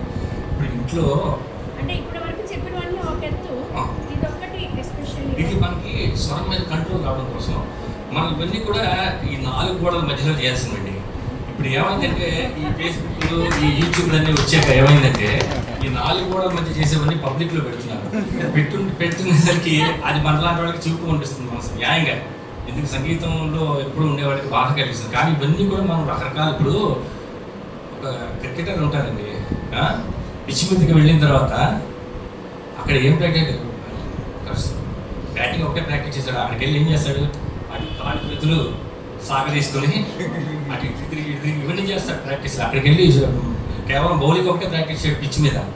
ఫిట్నెస్ అనమాట, బాడీ ఫిట్నెస్. అక్కడ కూర్చుని బాల్ వస్తే ఆ ఫాస్ట్ ఎలా అందుకోవాలి, తిరిగి బ్యాట్తో తిప్పాల్సి వస్తుంది. అప్పుడు బాడీ తిరగాలి కదా. ఈ ప్రాక్టీస్ అన్ని పిచ్ మీద వెళ్ళాక చేస్తాడు, కానీ అక్కడ కేవలం బాల్ అని చెప్పి అక్కడ ప్రాక్టీస్ చేయడు బ్యాటింగ్. ఇవన్నీ కూడా ఈ ఫిజికల్ ఎక్సర్సైజ్ అనేది ఒక క్రికెటర్కి, ఎవరైతే ఒక స్పోర్ట్స్ మ్యాన్కి పిచ్లో ఎంత అవసరమో మనకి ఈ సాధన పద్ధతులన్నీ మన కచేరీలో పాడడానికి స్వర్గలాపం చేయాలి, రాగలాపం చేయాలి, పెద్ద లాంగ్ ఫ్రేజెస్ రాగలాపం పాడాలన్నా, ఇవన్నీ చేయాలి అంటే గబుక్కుని ఒక రాగం నుంచి ఒక రాగమాలిక పాడాలన్నా లేకపోతే ఒక రాగంతానం పల్లవి పాడి రాగమాలిక చేసినప్పుడు ఆ రాగమాలికలో ఆ ఏదైతే రాగమాలిక స్వరంలో మనం స్వరకల్పన చేసామో ఆ రాగంలోనే ఈ పల్లవి వేరే రాగంలో పల్లవి ఉన్నా కూడా ఈ షిఫ్ట్ చేసిన రాగంలోకి మనం పాడుతుంటాం కదా, అవి ఇవన్నీ కూడా మనం ఈ సాధనంలో ఉపయోగపడతాయి. ఇవన్నీ కూడా మనం వచ్చి మేము చేస్తున్నాం కదా, స్టేజ్ మీద చేస్తే అన్నీ బాగుంటుంది. చెప్పండి. ఏం లేదు, నాకు సంగీతం పెద్ద తెలియదు, కానీ గ్రహభేదం అనేది జరుగుతుంది చేస్తున్నారు. అలాంటివి చేయాలంటే ఇప్పుడు ఇది ప్రాక్టీస్ లేకపోతే అది చేయలేదు. అంటే ఒక స్వరం మార్చి ఇంకోటి పెట్టి పాడటం అన్నది సాధ్యపడుతుంది. కంప్లీట్గా గ్రహభేదం చేసినప్పుడు అంటే ఇది నుండి ప్రాక్టీస్ లేకపోతే ఇప్పుడు ఇవన్నీ వారు అన్నారు కదా, గ్రహభేదం చేసినప్పుడు ఏమవుతుందంటే స్కేల్ మారుతుంది, రీకి సా చేసుకుంటాం కదా, అప్పుడు ఏమవుతుంది రీ నుంచి వేరే రీ మన సా నా చోట్ల రీ అంటాం, రీ నా చోట గా అంటాం. ఇవన్నీ అంటూ ఎంత కష్టమైపోతుంది అనమాట. మనం అపస్వరాలు పాడడం, తప్పులు మాట్లాడడం కూడా కష్టమే కదా. మీరు అప్లై వేయలేదు చాలామంది. బాటనీ క్లాస్ ఉంది, ఏదో పాఠం కదా, ఎస్వి బాలసుబ్రహ్మణ్యం గారిది బాటనీ క్లాస్ ఉంది, బాటనీ పాట ఉంది అని మా చిన్నప్పుడు పాట అది. అందులో బాలసుబ్రహ్మణ్యం గారు ఎంత బ్రిలియంట్ అంటే ఒకడెవడో స్టూడెంట్ అప్లై గారు ఉంటాడు, వాడికి లైన్ రాదు, ఆ చరణం ఒక లైన్ పాడతాడండి, అది అప్లై పూర్తిగా అప్లైలో వస్తుంది. అలా పాడటం కూడా బాలసుబ్రహ్మణ్యం గారికి సాధ్యం. మనం పాడలేము, అది అంత అప్లైగా పాడారు ఆయన. అంటే సరదా కోసం ఇలాగా షిఫ్ట్ చేయడం కూడా రాగాలు ఒక రాగం నుంచి ఇంకోటి షిఫ్ట్ చేసి ఆ రాగంలో రాగం తానపల్లిలో పడేటప్పుడు రాగమాలిక స్వరాలు వేసినప్పుడు ఒక రాగం నుంచి ఇంకో రాగం అప్పుడు షిఫ్ట్ కావాల్సి వచ్చినప్పుడు మనం ఇబ్బంది పడకుండా ఈ ఎక్సర్సైజ్ రెడీ చేస్తే ఈజీ అవుతుంది.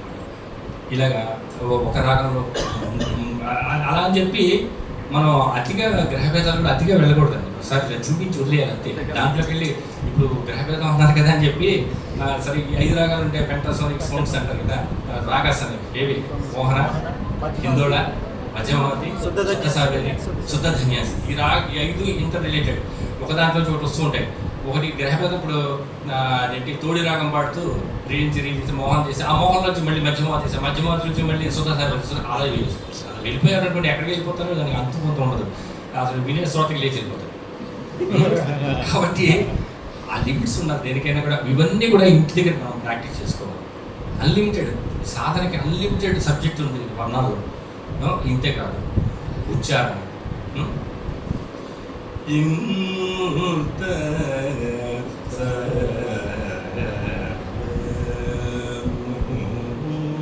చేసి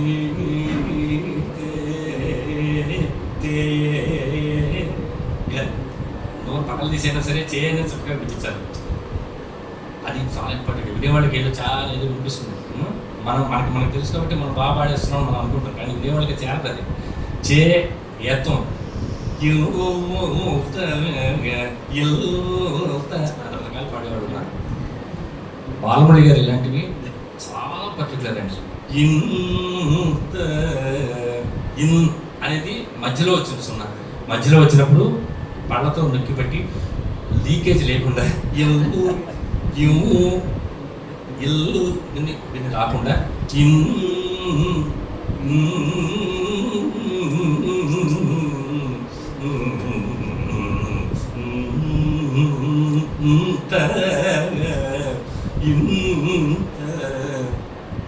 ఇంకే రకాల లీకేజ్ రాకుండా ప్రాక్టీస్ చేయాలి. వర్ణాలు ఇంత చక్కగా వినిపిస్తుంది వినేవాళ్ళకి. ఇంత తర్వాత ఈ చలమ దగ్గర వస్తుంది. చాలా మందికి ఇంగ్లీష్ మీడియం వాళ్ళకి చలమ లేదు, చా పలకదు, చా అంటే చలమ అంటారు. మనకి తెలుగులో దౌర్భాగ్యం ఏంటంటే చలం అంటే కొండని అర్థం. చక్కని అన్నారు కానీ చక్కని అంటే చెక్క మొహం అనేది. చక్కని రూపం అంటే చెక్కలాగా ఉంటుంది మొహం తిట్టినట్టు. చక్కని చా అది తెలుగులో చా మీ దొరికి చా రాసి పైన ఇలా అనేవాళ్ళు. అది ఉచ్చారణ అనేది వస్తేనే మనం సంగీతం పాడాలి, అది వదిలేయాలి. అది నాకు చా పలకట్లేదండి, చా అని అంటాను నేను అన్నాను. జా కూడా ఉన్నాయి, జా జా అని ఉన్నాయి. చా చా చా జా జా చా ఇవన్నీ కూడా చచ్చినట్టు మనం ఉచ్చారణ నేర్చుకోవాల్సిందే. ఇంత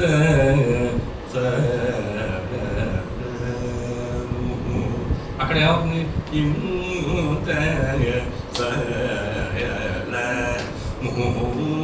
ముజేటి ఇంత చలము చేస్తే అది ముందర ఏం చేయాలంటే వర్ణం ఇదివరకు పాత పుస్తకాలు వర్ణం రాసే ముందు పల్లవి అనుపల్లవి చక్కగా సాహిత్యం రాసేసారు విడిగా. అలా రాసుకుంటే ఏమవుతుందంటే ఆ సాహిత్య అక్షరాలు ఉన్న నోటికి బాగా బట్టి పెట్టేసేయాలి. వర్ణాల్లో కూడా వర్ణాలు అనేసరికి నిర్లక్ష్యం చూపిస్తారు, కృతులు మాత్రం చక్కగా బట్టి సాహిత్యాన్ని అర్థం చేసుకుంటారు. వర్ణం దగ్గరికి వచ్చేసరికి అదంత అవసరం లేదని దాన్ని వదిలేస్తారు. అలా కాదు, మనం ఇప్పుడు ఇదే ఉంది, బేగడ వర్ణం ఉంది. ఈ బేగడ వర్ణంలో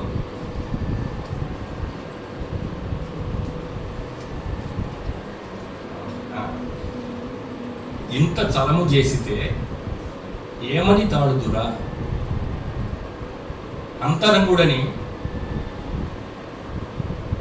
అంతరంగుడని మోవి ఆనవచ్చితే నాతో పంతమేలరా శ్రీ వేణుగోపాల దాస పరిపాల. ఇది సాహిత్యం. దీన్ని మరి న్యాయం చేయాలి కదా. మీరు సాహిత్యం పాడినప్పుడు సాహిత్యానికి న్యాయం చేయాలి కదా. సంగీతం పాడేటప్పుడు సంగీతానికి న్యాయం ఒకటే చేస్తే సరిపోతుంది కదా. ఇప్పుడు తమిళియన్స్ పాడే దాంట్లో చాలా వాళ్ళు వెరీ పర్టికులర్గా సంగీత పరంలో స్కాన్ చేస్తారు. పోతద్దాలు పట్టుకుని కూర్చుంటారు ముందు. చూసేవా ఈ రాగంలో ఈ గమకం అలా రాకూడదు, ఇక్కడ ఈ స్వరం ఈ ప్రయోగం లేదు ఈ రాగంలో, ఆ గమకం పైనుంచి రావాలి కింద నుంచి అన్నాడు. ఇది 100 రకాల రాగాలు తప్పులు పడుతున్నారే. మనం సాహిత్యంలో తప్పులు పడితే ఎన్ని పట్టాలి వాళ్ళలో? ఎన్ని తప్పులు పాడుతున్నాం. సంగీతంలో 50% పాడితే సరే మిగతా 50% సంగీతం ఏమవుతుంది? గాయకులు అట్లీస్ట్ వాళ్ళ సంగీతం తెలియదు, భాష రాని మనం మాత్రం ఖచ్చితంగా సాహిత్యాన్ని పోషించడానికి 100% ట్రై చేయాలి. అలా చేయడానికి వర్ణాలు ఉపయోగపడతాయి. ఇప్పుడు మోవి ఆన వచ్చితే, మోవి అంటే పెదవులు, ఇదంతా శృంగార సాహిత్యాలు. అంతరంగుడని మోవి ఆన వచ్చితే నాతో పంతమేలరా శ్రీ వేణుగోపాల దేవ. ఇలాగా సాహిత్యాలు చాలామందికి సాహిత్యాలు తెలియవు, వర్ణాల సాహిత్యాలు ఏంటో తెలియకుండా పాడేస్తున్నాను, నేర్చుకుంటున్నాను, అలాగే పాడేస్తున్నాను. కచేరీలు కూడా చేసేస్తున్నాను చాలా పెద్ద పెద్ద ఆర్టిస్ట్ కూడా.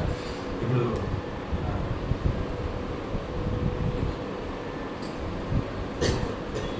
సావేరి ఏంటంటే మనం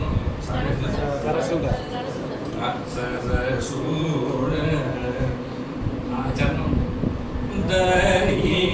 ఏంటంటే సాహిత్యం అంటే చెప్పలేదు చాలామంది.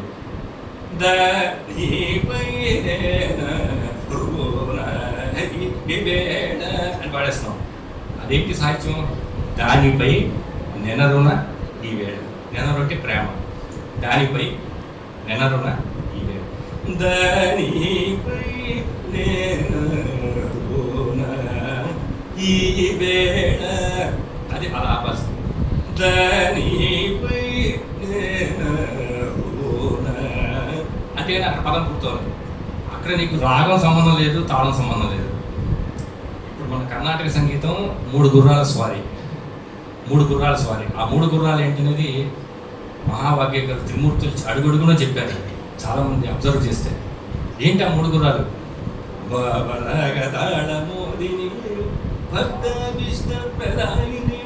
దీక్షితారు చెప్పారు.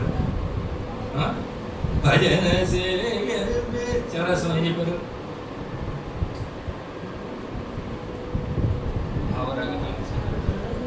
భజన సేవ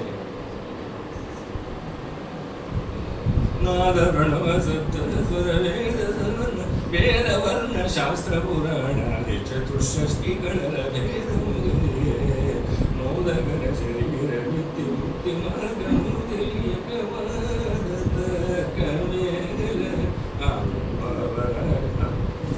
త్యాగరాజ స్వామి కూడా ఈ పదం చాలా చోట్ల కీర్తనలో వినిపిస్తున్నాయి, గుర్తు రావట్లేదు. భావ రాగ తాళ, ఈ 3 కూడా 3 గుర్రాలండి సంగీతంలో. అండ్ మన కర్ణాటక సంగీతంలో. హిందుస్థానీలో వాళ్ళకి అంత సాహిత్యం లేదు, వాళ్ళకి ఇది వర్తించదు అంత పెద్దగా. మనకి మాత్రం 50% కంపల్సరీగా సాహిత్యం అనేది ఉంది అక్కడ. గాయకులు మాత్రం ఇన్స్ట్రుమెంట్ వాళ్ళు కూడా దీన్ని పాటిస్తే చాలా బాగుంటుంది. వాళ్ళ వాయించంలో సాహిత్యం కూడా వినేవాళ్ళకి తెలుస్తుంది. కానీ పాడేవాళ్ళు మాత్రం ఖచ్చితంగా భావం, రాగం, తాళం, అంటే రాగపరమైనటువంటి విరామాలు ఉంటాయి, లయపరమైన విరామాలు ఉంటాయి, అంటే ఇంటర్వెల్స్. అక్కడ ఆపాల్సిన పరగర్భం దగ్గర అది వస్తేనే దానికి అందం. మనసులోని మర్మం అనేది విడదీయడం కోసం అక్కడ పరగర్భాన్ని వదిలేసాం అనుకోండి, అందం పోతుంది. మనసులోని అన్నాం అనుకోండి, బాగుందా? లేదు. మనసులోని అంటేనే దానికి అందం. అలానే మా దగ్గర ఆపేస్తే సాహిత్యం దెబ్బతింటుంది, అది పథకం దగ్గర పాడకపోతే లయ దెబ్బతింటుంది. పోనీ అక్కడ ఆపకుండా మనసులోని అంటే రాగం కూడా దెబ్బతింటుంది. రాగం కూడా అని ఇక్కడ రాగం విరామం అక్కడ వచ్చింది, మనసులోని అనే చోట రాగ విరామం వచ్చింది, పదగర్భం వచ్చింది. లయ రాగం రెండు అక్కడ కలుస్తున్నాయి, భావం తాళం ఆ రెండు కలుస్తాయి. కానీ ఏది ఇబ్బంది పెడుతుంది? భావం, రాగం తాళం కలిసి, కానీ భావం దెబ్బతింటుంది, సాహిత్యం దెబ్బతింటుంది. భావం అంటే సాహిత్యం. మనసులోని అనేటప్పుడు మనసులోని అనకుండా మనసులోని అని గాలి తీసుకుని మనసులోని మర్మమును తెలుసుకో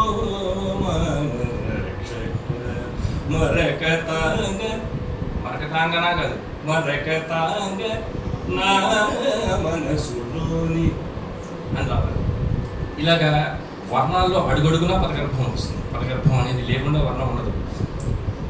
ఈ పదగర్భాల దగ్గర సాహిత్యాన్ని ఇన్కంప్లీట్గా ఉంటే కనుక అది పూర్తయ్యేదాకా పదగర్భాన్ని పోషిస్తూ అక్కడ గాలి బంధించి ఎంతసేపు అయితే ఆ పదం సాగరిస్తూ వెళ్తుందో అంతవరకు కూడా ఆ పదాన్ని అలా పాడడం కోసం మనం బ్రీత్ పవర్ పెంచుకుని ప్రాణాయామం చేసి లాంగ్ నోట్స్ ప్రాక్టీస్ చేసి ఇలాంటి వర్ణాలు చౌకాలను బాగా ప్రాక్టీస్ చేసి పాటతో కనుక అలవాటైతే అప్పుడు చౌకాల కీర్తనలు ఎక్కువసేపు దమ్ము పెట్టి పాడగలిగే సామర్థ్యం వస్తుంది.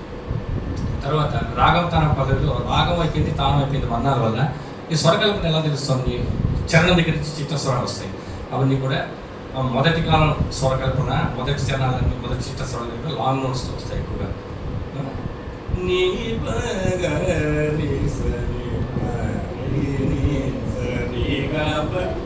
అది లాంగ్ నోట్స్. నీ పగరి సరి గరి సరి స్వరంలకు ప్లస్ దీర్ఘాలు కూడా యాడ్ అవుతుంది. నీ కూడా కేవలం స్వరంలకు స్వరం. నీ పగరి గరి పాని పసని సగరి పగరి పదని రి గరి ని పగ పని సరి గపని సరి గపని సరి గరి సరి పరి సరి పగరి ని సరి గపని. ప్రతి వర్ణాల్లో కూడా దాదాపుగా చాలా వర్ణాల్లో ఈ రకమైనటువంటి స్వరాలకు ప్రయోగాలు అనేవి వర్ణాల్లో చేశారు పెద్దవాళ్ళు. ఇవన్నీ కూడా సాధన కోసమే. తర్వాత పల్లవికి ఎలా ఉపయోగిస్తుంది వర్ణం? పల్లవికి ఎలా ఉపయోగిస్తుంటే ప్రతి వర్ణంలోని చరణం ఒక పల్లవి, ఒక రాగతాన పల్లవి. ఆలోచించండి. పలుకుము నాతో పల్లవి చేసుకోండి.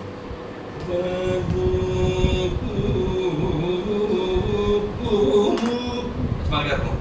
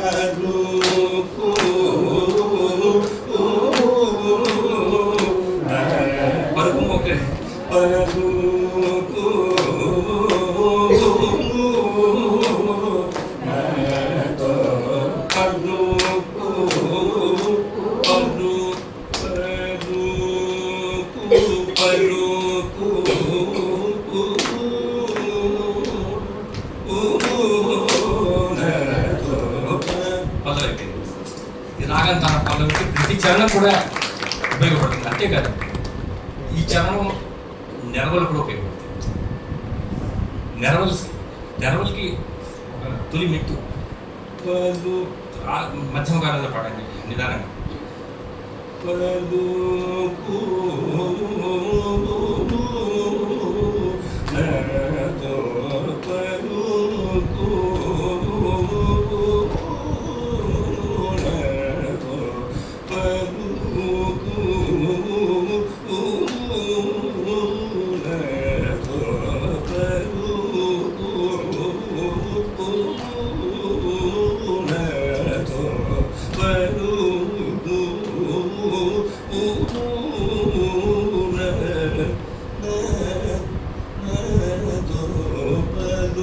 సెట్ చేసుకోరు.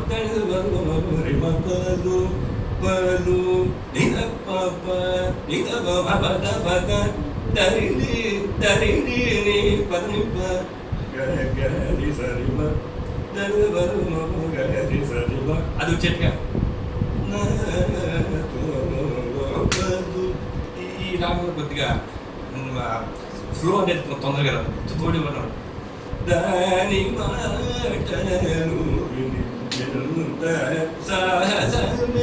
దాని మాటలు జనరల్గా పడింది. మేలరదాని మాటలు మేలరదాని మాటలు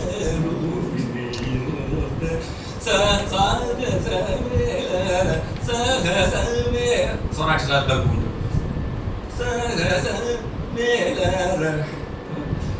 దాని మాటలు దాని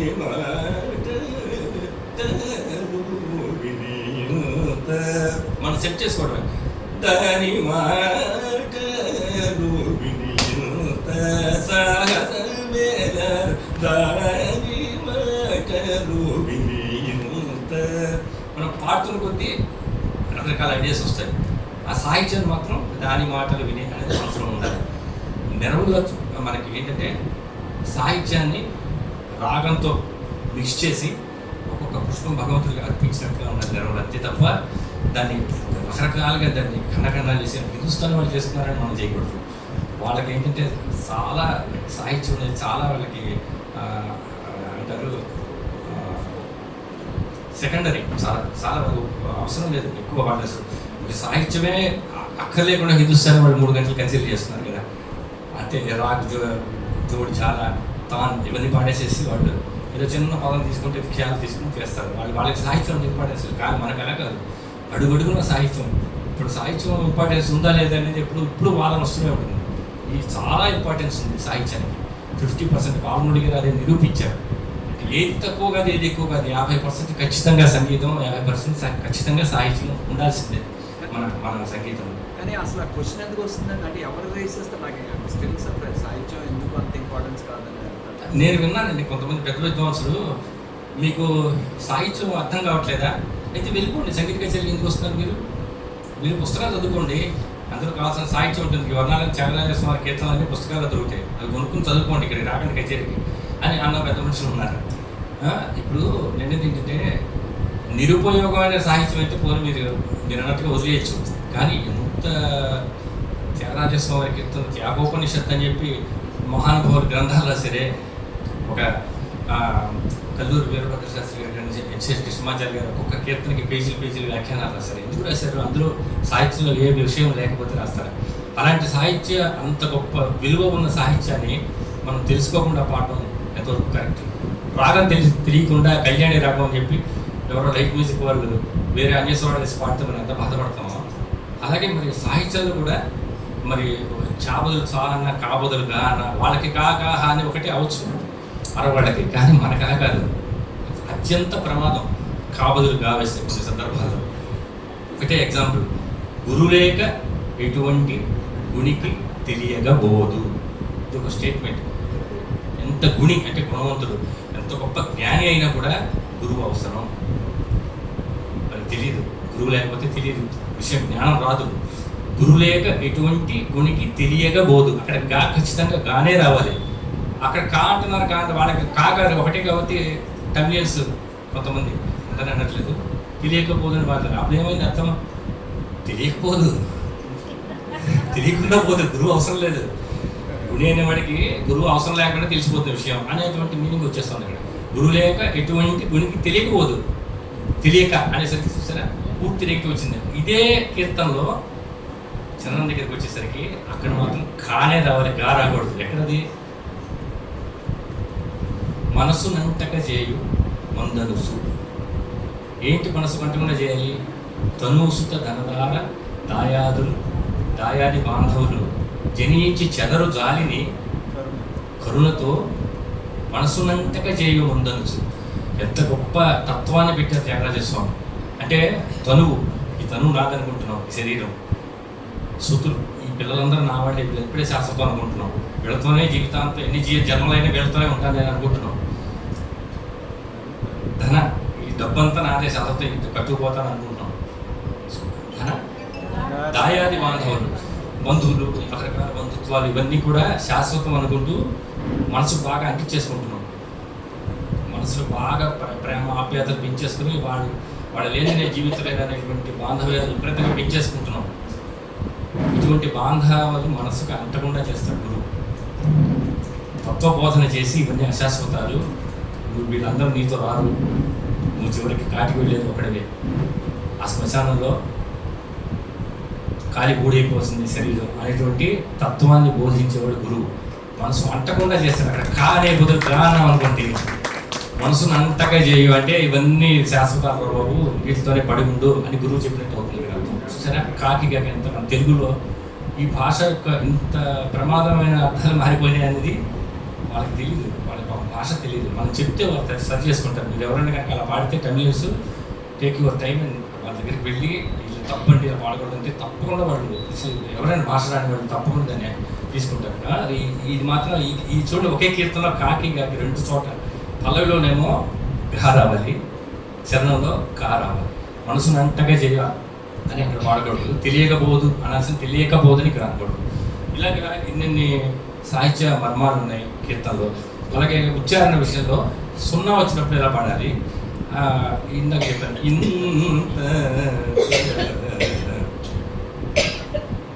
సున్నా వచ్చాడు, చివరి సున్నా వచ్చిందండి అని ఉందనుకోండి. అంటే నాకు వర్ణం సున్నా, చివరి సున్నా వచ్చింది గుర్తు రావట్లేదు. చివరి సున్నా వచ్చినప్పుడు పహిమాం పూర్తిగా నోరు మూసేసేయాలి. పహిమాం శ్రీరాజరాజేశ్వరి పహిమాం పహిమాం సున్నా పూర్తిగా రావాలి. పహిమాం అనేది రెండు పెద్దాలు పూర్తిగా కలవాలి కదా చివర వచ్చినప్పుడు. అలాగే మధ్యలో వచ్చింది సున్నా, అప్పుడు రెండు పెద్దలు కలపకూడదు. ఇంత అక్కడ సున్నానే, ఇంత చెప్పాక ఇందాక అక్కడ మాత్రం ఇలా వాళ్ళతో పట్టి చెప్పాలి. ఈ ఉచ్చారణలు ఇవన్నీ కూడా వర్ణాల్లోకి వస్తాయి. తర్వాత వర్ణాల్లో ఎన్నో రకాల బాలముడి గారు పాడినప్పుడు ఆయన వర్ణాన్ని కూడా ఒక గుర్తులాగా పాడతారు. సాహిత్యాన్ని అంత ఇంపార్టెన్స్ ఇస్తూ అంటారు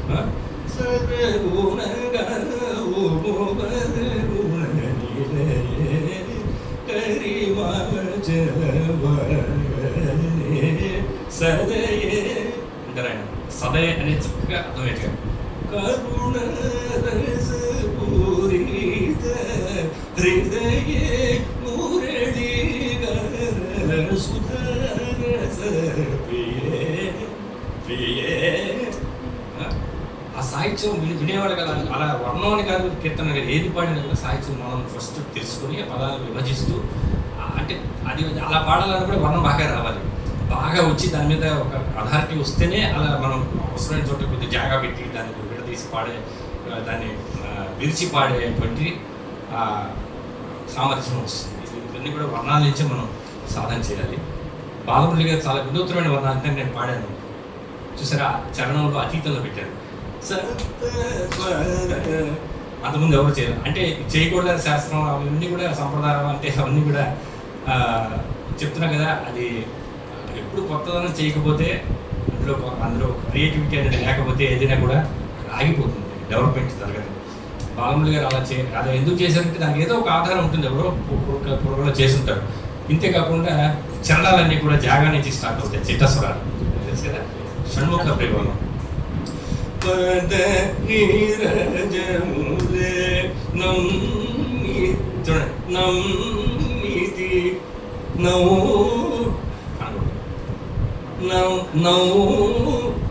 అదే నమ్మితి పెదాలు రెండు కలపాలి. నమ్మితి మీ మళ్ళీ వస్తాలి. నమ్మితి పద నీరజములే ఏతం నమ్. చూడండి బాలమురళి గారు పాడితే ఇవన్నీ ఆయన ఫాలో అవుతారు. నమ్మితి సా జాగ్రత్త సార్ సా నిదగి పద పమపద నీరజములే నమ్మితి శాశ్వత శాస పక్క పక్కన వచ్చే శాస ఆ డిఫరెన్స్ ఉచ్చారణలో మనం వర్ణాల నుంచి సాధన చేయాలి. మనకి చాలామంది శాకి షాకి తేడా తెలియదు. చాలామంది శ్రీ అంటే కరెక్ట్ అని బాధించేవాళ్ళు ఉన్నారు. నా ఉద్దేశంలో శ్రీ అంటే తప్పు. శ్రీ శ్రీ చాలామంది అది ఫ్యాషన్ అయిపోయింది. అంటే హిందీ వాళ్ళు కూడా అంటున్నారు శ్రీ అంటారు. శ్రీ శ్రీ అంటే అంటే ఒక విజిల్ సౌండ్ శ్రీ రాకూడదు. ఎందుకంటే శా షా సా 3 అక్షరాలు ఉన్నాయి కదా. ఇది తెలుగులోనే ఉన్నాయా, హిందీలో కూడా ఉన్నాయి కదా. శా షా సా మీరు ఏ శ్రీ రాసినప్పుడు హిందీలో ఏ శా రాస్తున్నారు? షా రాయట్లేదుగా, ఈ షా రాయట్లేదుగా, శా అనేది రాస్తున్నారు కదా. శా అనేది ఉంది కదా. ఆ శ్యామ పలకదండి శ్రీ అనకపోతే నాకు రాదని అంటారా? మరి శారీ అని ఎలా అంటున్నారు? శారీస్ కావాలని శారీ అంటున్నారా, మీరు సారీ అంటున్నారు, షారీ అంటున్నారా? శారీ అన్నప్పుడు శాప చదువుతున్నారు కదా. అదే సార్ శ్రీలో ఉంది కదా, అక్కడ ఎందుకు రాదు? విషయాలు అంటే ఇవన్నీ నువ్వు పాటిస్తున్నావు అని మీరు అడిగితే నేను సమాధానం చెప్పలేదు. అక్కడ కచేరీలోకి వెళ్ళిన తర్వాత రకరకాల ఫ్యాక్టర్స్ ఉంటాయి మనకి. అక్కడ మైకిల్ పనిచేయవు, ఒక్కోసారి బ్రిక్ అందదు. అక్కడికి ఇవన్నీ పాటిస్తూ పాడాలంటే బాగుంది కదా సాధ్యం. ఆయన ఒక్కడికే సాధ్యం, ఎవరి వల్ల సాధ్యం కాదు. కాబట్టి మన వ్యక్తి తెలుసుకోవాలి ఇలాంటివన్నీ. అంటే వర్ణాల వల్ల ఇన్ని రకాల ప్రయోజనాలు, ఇన్ని రకాల విషయాలు అందులో ఉన్నాయని చెప్పడం కోసమే చెప్తున్నాను. తర్వాత మనం మిగతావన్నీ తెలుసు మీకు.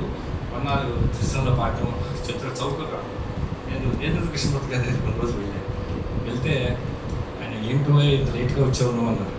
సరే ఫస్ట్ మీట్ చేసిన తర్వాత వర్ణం ఒకటి పాడుకున్నాను. అంటే ఏ వర్ణం బాగా వచ్చు అంటే అవసరం 2 రోజులే తెలిసిన క్లాస్ ఆయన దగ్గర వెళ్ళింది నేను. ఆ తర్వాత ఆయన లేట్గా వచ్చావు, నేను వైజాగ్ పిలిచారు నన్ను, యూనివర్సిటీ వాళ్ళు వెళ్ళిపోతున్నాను, వీలైనప్పుడు వస్తూ ఉండి వైజాగ్ వచ్చి నేర్చుకోమన్నారు.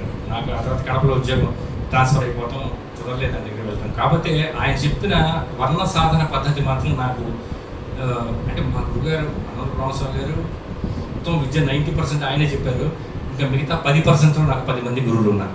ఆ 10 మందిలో బాలమురళి గారు, ఆయనకి ఏకలవ్య శిష్యుడిని, ఆ తర్వాత సంజయవంతం శ్రీనివాసరావు గారు, పెమ్మరా సూర్యారావు గారు, అదేంటి మంచి సంగీత శిక్షణ ఎంఎస్ బాలసుబ్రహ్మణ్య శర్మ గారు, అందరి దగ్గర నేను ఎన్సిహెచ్ కృష్ణమాచారి గారు, వాళ్ళ దగ్గర చాలా సాహిత్య మర్మాలు, సాహిత్య విశేషాలు చాలా నేను తెలుసుకున్నాను. వీళ్ళందరూ కూడా గురువులే నాకు. అయితే ఆయన నేరేడు కృష్ణమూర్తి గారు అంతకుముందు నేను ఎప్పుడు విన్న పద్ధతి వర్ణంలో పాడు ఒక వర్ణం పాడు బాగా వచ్చిందన్నారు. ఈ తర్వాత ఇంకొకటి మనందరం క్షా అని పాడతారు. మీరు ఎలా నేర్చుకున్నారు? క్షా అని నేర్చుకున్నారు. ఆలోచిస్తే క్షీ కదా. జలజాక్షి నిన్ను ఎడబాసి చాలా బరువులు కొన్నది కదా. అంటే జలజాక్షి అంటే ఒక నాయిక, హీరోయిన్ అనుకోండి, అమ్మవారు అనుకోండి. ఆవిడ యొక్క చెలికెత్తే నాయకుడితో చెప్తోంది, కన్వే చేస్తుంది. ఆవిడ చాలా బరువులు కొని నీ మీద చాలా విరహంతో ఉంది అని చెప్పి. అదనమాట జలజాక్షి. జలజాక్షి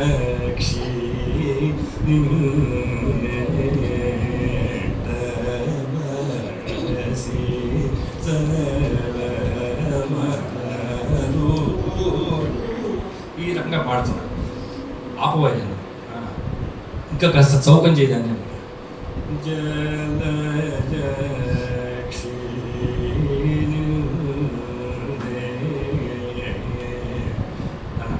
ఇంకా చౌకం చేయాలి. జలజాక్షి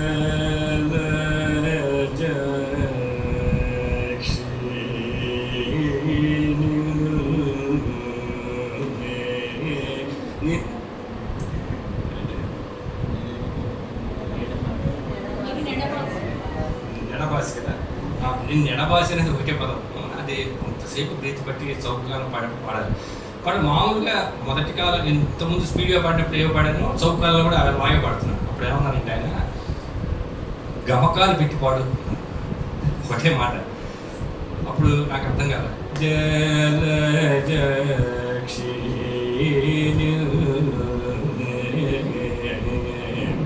ఇలా పాడుతున్నాను. నాకు అర్థం అది చూడు. జలజాక్షి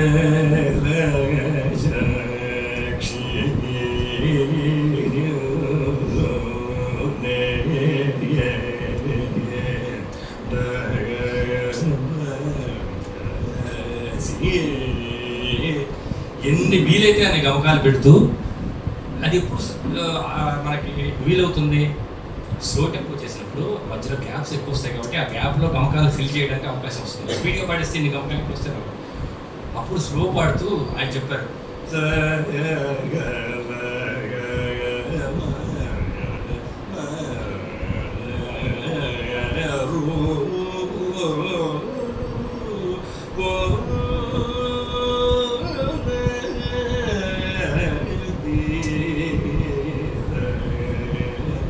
సరే ఇంత రాగం వచ్చేసింది. ఇందులో మధ్యలో గ్యాప్స్ అని ఫిట్ చేస్తే బాగా చౌక్యం చేసి పాడమన్నారు.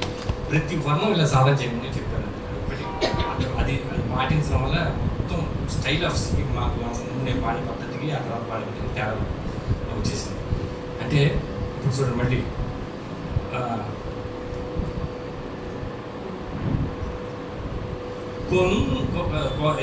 కొన్న ఉంది, చాలా మంది నిలబడతారు పాడేస్తారు. అక్కడ కొన్ అనేది నకారం, కొన్ అనేది అక్కడి నుంచి స్టార్ట్ అవ్వాలి. ఇది బాలమురళి గారు పాడతారు. కొన్ మనం కొన్న అంటే కానీ కోన అనం కదా, అది పాడేటప్పుడు కూడా ఎంత లాంగ్ పాడినా కూడా కొన్.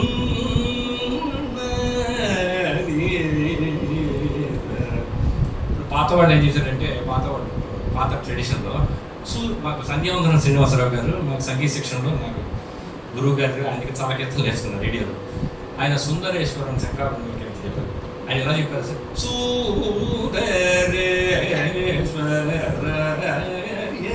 అని చెప్పారు.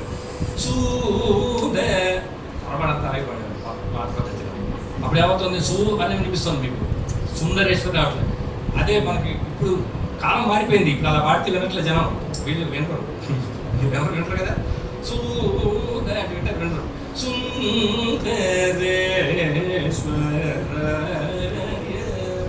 సున్ అనేది ఫస్ట్ నుంచి పట్టి చెప్పాలి. అది ఆ అక్షరాలు, ఈ ఉచ్చారణలన్నీ కూడా మనకి వర్ణాల నుంచి వస్తాయని చెప్పాలి.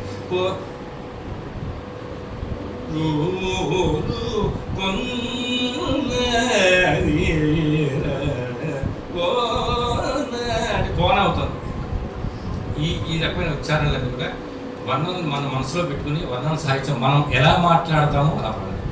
మనం మాట్లాడేటప్పుడు ఎలా మాట్లాడతామో, ఎలా పదాలు విభజిస్తామో, ఎలా మాట్లాడినంత ఈజీగా పాటలో కూడా రావడానికి ప్రయత్నం చేయాలి. ప్రయత్నం అంతే తప్ప ఖచ్చితంగా పాడాలని చెప్పట్లేదు. ఎందుకంటే అంత చౌకల్లో పడడం ఒకసారి కష్టం. అది ఇందాక నేను పాడాను,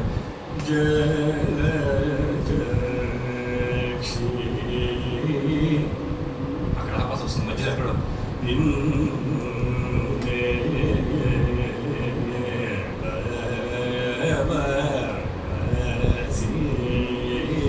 అంతవరకు ఎక్కడ ఆపలేదు.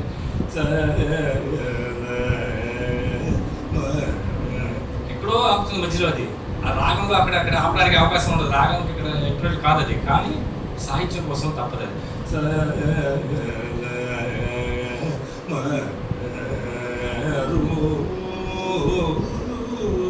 అక్కడ మాత్రం కలిసినాయి. అక్కడ కన్వీనియంట్గా ఉంది.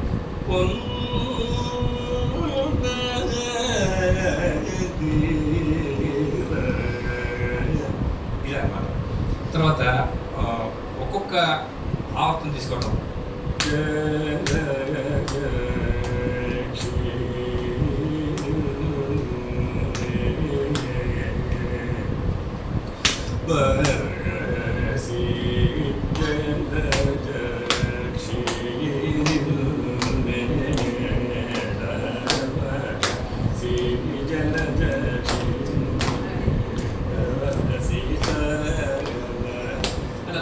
పైన పడితే ఒకసారి వచ్చేస్తుంది. అలాగే అక్షరాలు అది పర్ యూనిట్ 3 తీసుకోవడం.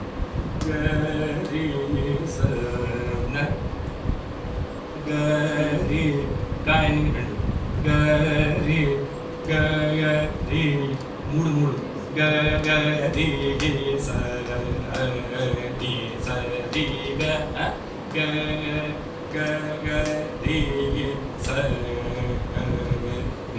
సరి గరి సరి కొంతసేపు వెళ్ళిపోయిన తర్వాత గ్రూవులు పడిపోతాం మనం. అప్పుడు ఫస్ట్లో కష్టం అవుతుంది, అర్థం కదా. Per unit instead of 2 you take 3.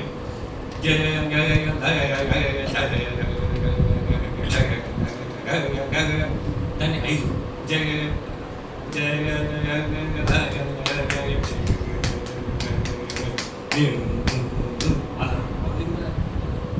Practice చేస్తారు. పాతవాడు చేసేవాడు షట్కాలాలు ప్రాక్టీస్ చేసేవాడు. షట్కాలం అంటే 3 కాలాలు తిరసరం 3 కాలాలు తిరసరం కలిపి మిక్స్ చేసి మేము షట్కాలు పాడామని నిజాలు తలుసుకుంటూ కాదు. షట్కాలం అంటే చతురస్రంలో షట్కాలాలు, తిరసరం పాడే తిరసరంలో షట్కాలాలు, అది షట్కాలు. షట్కాల పల్లవి అంటే 3 మిక్స్ చేసి 3 కలిపితే 6 అవుతుంది. 6 కాలాలు ఒకటే. ఇవన్నీ కూడా పల్లవి రాగంతాన పల్లవి కూడా ఉపయోగిస్తారు. షట్కాల పల్లవి పాడాలంటే షట్కాలం వర్ణాలు. ఒకసారి బాలమురళి గారు ఒక విషయం అవుతారో చెప్పి సంగీతం ఎలా సాధన చేయాలంటే 72 మేళకర్తల్ని 35 తాళాల్లో పాడితే వచ్చేస్తుంది సంగీతం. ఒకే మాటలు చెప్పేసారు తేలిక. 72 మేళకర్త రాగాల్ని 35 తాళాల్లో పాడేసేయండి అన్నారు. ఎంత తేలికండి, ఎంత తేలిక చూసారా? 35 తాళాలకి ముందర మనం స్వరం కంపోజ్ చేసుకోవాలి. మనకు వచ్చింది 7 సిలబస్ ఉన్న కాదు, 7 కదా. ఏది ధ్రువతాళం, ఏది చతురస్ర ధ్రువ, మరి వాటి కూడా తెలుస్తున్నాం, సంకీర్ణం, మిశ్రం, ఇవన్నీ ఉన్నాయి కదా. వాటిని స్వరాలు కంపోజ్ చేసుకోవాలి. కష్టమే కాదు. ఎలా కంపోజ్ చేయాలంటే ఒక ఆధారం తీసుకోండి. ఎలా వాళ్ళు అర్థాలు ఉంది. సరిగ్గా సరిగా అంటే సాటు మా దాటి వెళ్ళలేదు చూడండి. ఎక్కడ కూడా ఈ లోపలే మీరు 7 9 అడ్జస్ట్ చేసుకోవాలి. దీర్ఘాలు పెట్టు, ఏదో ఒకటి తిప్పబడి ఈ స్వరాలన్నీ కూడా మనం ముందర రాసుకోవాలి. పెద్దవాళ్ళు రాశారండి, వాళ్ళు వదిలిపెట్టింది ఏం లేదు. శాస్త్రకారులు అన్నీ రాశారు, ఆ పుస్తకాలు కూడా ఉన్నాయి. వీటికి నాట్ ఓన్లీ స్వరం, దానికి సాహిత్యం ఉంది. శ్రీరామ నేను ఆ పుస్తకాలు వేసి అందరికీ మ్యూజిక్ కాలేజ్ అన్నీ నేను ఫ్రీగా పంచిపెట్టాను. మొత్తం ఆంధ్రాలో ఉన్న మ్యూజిక్ కాలేజ్ ఒక్కడు ప్రాక్టీస్ చేస్తూ ఉంటాం. ఏంటి పాత ఎక్కడో దొరికినాయి నాకు. మొత్తం మొదటి కాలానికి ఒక సాహిత్యం, రెండో కాలానికి ఒక సాహిత్యం. అంటే పైకాలం వచ్చేసరికి దీర్ఘాలు ఉండవు కదా, మొత్తం దీర్ఘాలు హరి అన్ని దీర్ఘాలు లేని సాహిత్యాలన్నీ తీసుకుని రాశారు. ఎంత కష్టపడి రాశారు చూడండి. అలంకారాలన్నీ, దానికి మళ్ళీ అలంకారాలు 7 పెడితే 7 మళ్ళీ దశావతారాల్లోని ఆ స్వామిని కీర్తిస్తూ ఆ అవతారంలో ఉన్న దశావతారంలో ఆ గుణాలన్నీ వివరిస్తూ ఉంటాయి చరణాలు. కావాలంటే ఆ పుస్తకాన్ని నాకు ఇస్తారు. ఆ పడి ఉన్న ఎవరు మ్యూజిక్ కాలేజీలు ఇస్తే అతను వాడేసి కాలేజీలో ఎవరు పెట్టిస్తారు. అలాంటివి వాళ్ళు చేయని లేవు. అన్ని అభ్యాసం వస్తుంది. అలాగే వర్ణాలు చెప్పిన కదా, ఆదిత్యాల వర్ణాలు ఆ రోజుల్లో 120 130 నాకు 60 వర్ణాలు వచ్చాయి. ఆదిత్యాల వర్ణాలు, అర్థాల వర్ణాలు ఒక 9 10 వచ్చు. అంటే నాకు వచ్చింది గొప్ప కాదు, మా గురుగారు వాళ్ళు చేసిన దాంట్లో అది 10 ఉంటుంది. లక్షణ గీతాలు నా దగ్గర ఎవరో మహానుభావులు రాసిన పారుపల్లి రామకృష్ణపుత్రులు గారు చేతి దస్తూర్తో రాసినటువంటి 300 పై 400 ఎన్నో లక్షణ గీతాలు ఉన్నాయి.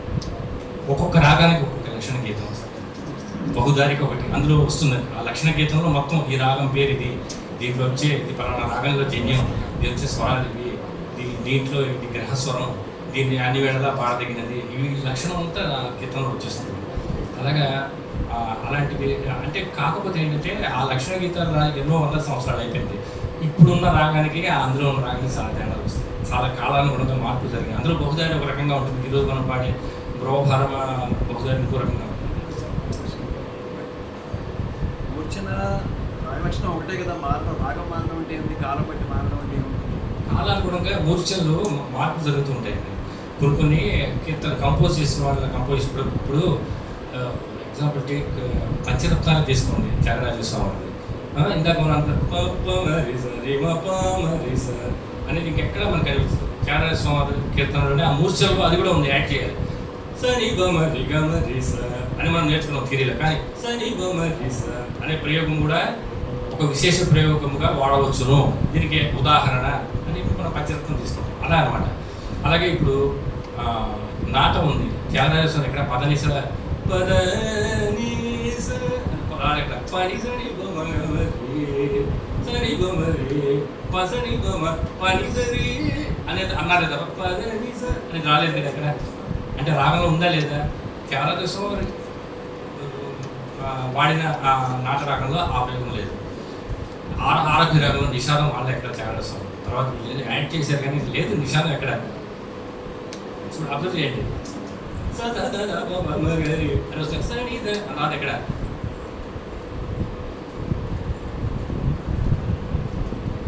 సమయ పద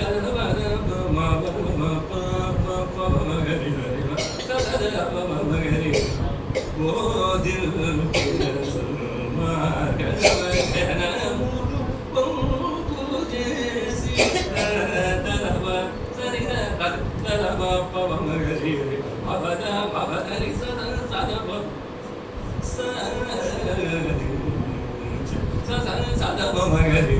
సరే అంటే ఆరోగ్య రంగంలో ఆ తర్వాత వచ్చిన మార్పులు అనమాట నిషాదం అనేది యాడ్ అయిన తర్వాత అంటే ఎక్కువగా నిషాద ఛాయలు పోతే అలాగే వినిపిస్తుందని చెప్పి నిషాదం యాడ్ చేస్తుంది. అలాగే బిలహర్లో కైసి నిషాద ప్రయోగం అలాగే రకరకాల ప్రయోగాలు తర్వాత రాగాలు మారినాయి. పూర్వ రాగాల్లో లేవు ఆ ప్రయోగాలు. ఆ లక్షణ గీతాలు అందుకనే మరుగులు పట్టినాయి. ఎందుకంటే అవి ప్రస్తుతం ఉన్న రాగానికి ఆ రాగానికి తేడాలు వచ్చాయని వాటిని వదిలేసాం. అవి మాకు ఆల్ ఇండియా రేడియోలో ఒక ప్రాజెక్ట్గా తీసుకుని లక్షణ గీతాలని అంచాం.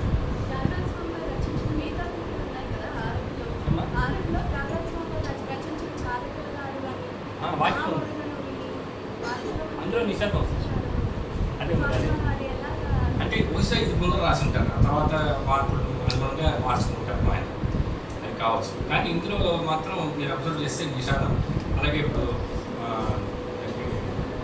శ్రీరాగంలో పదని ప్రయోగం వాడాలి త్యాగరాజు. ఆ తర్వాత వచ్చింది పదని గోమరిగేసారు. పదని ఎక్కడ రాదు మీకు చంద్రమోహన్ సౌల్లో, కానీ దీక్షితర్ కీర్తనలో కనిపిస్తుంది.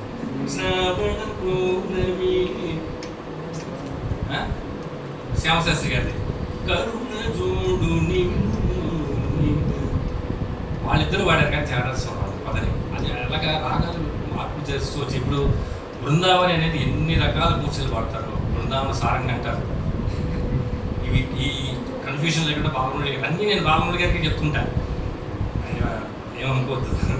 ఎందుకంటే ఆయన మా స్కూల్ మా ట్రెడిషన్ మా గురువు గారు ఆయన నేర్చుకున్నప్పుడు ఆయన చెప్పే దానికి లాజిక్ నాకు చాలా నచ్చుతూ ఉంటుంది అని చెప్పి ఆయన బృందావనే మీరు అది ఆయన రికార్డు విని ఉంటారు.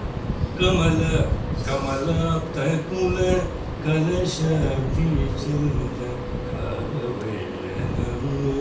కరుణ సముద్ర కమల తకుల కలశాబ్ది అని పాడతారు. మపమరిగ సరి సపరి సరి పమరిగ సరి పమ పమరిగ పమరిగ అనేది బృందావసారంగా ఒరిజినల్ కానీ. కానీ దీక్షితరి కీర్తన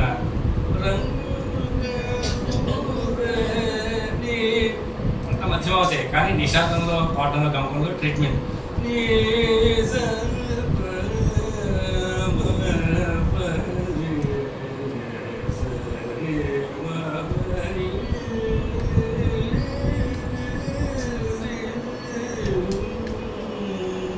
అని ఆ విధంగా మన హిందుస్థానీలో మేఘ్ మధుమల్హర్ మధ్యమావతి పాటల నిషాదాన్ని పాడతారు. ఆ రకం ప్రయోగాలతో రంగపుర విహార దీక్షిత రాశారు. మరి అదే త్యాగరాజస్వామి రాసిన బృందావన సారకం ఇంకో రకంగా ఉంది. బాలమురళి గారు రాసిన తెల్లాన కాకలే సార్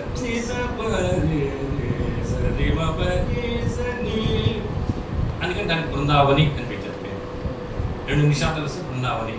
బృందావన సారక పాటలు రకరకాల మూర్ఛలు అంటే మార్పు కాలానుగుణంగా మార్పినాయి. ఒక్కొక్క స్కూల్లోకి ఒక రకమైన మూర్ఛను ఫాలో అవుతారు. ఈ రకంగా ఇంకా అయిపోయింది. ఇలాగా వర్ణాలు రాయడం అనేది ఒక ప్యాషన్. ఎందుకంటే అన్నింటికి తేలిక వర్ణాలు ఇప్పుడు ప్రస్తుతం జనరేషన్లో వర్ణాలు రాయడం తేలిక అని ప్రతి వాళ్ళు 4 వాళ్ళు కూడా రాయడం మొదలుపెట్టారు వర్ణాలు. ఇప్పుడు ఈ మన సమకాలీకులో రవికిరణ్ రాస్తున్నారు వర్ణాలు. తర్వాత సరే లాల్గుడి గారు రాశారు చాలా. సరే బాలమురళి గారు రాసినవి ఒక్కొక్కటి ఒక్కొక్క వెరైటీలో ఉంటుంది.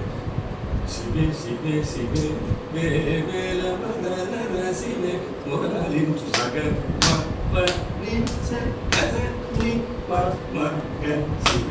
ఈ రకం ప్రయోగాలు ఎవరు చేయలేదు. ఇలాంటివి తర్వాత చివరిలో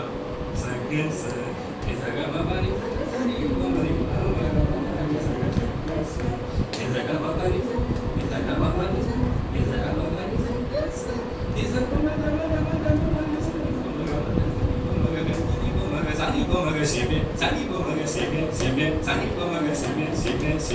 పడతారు.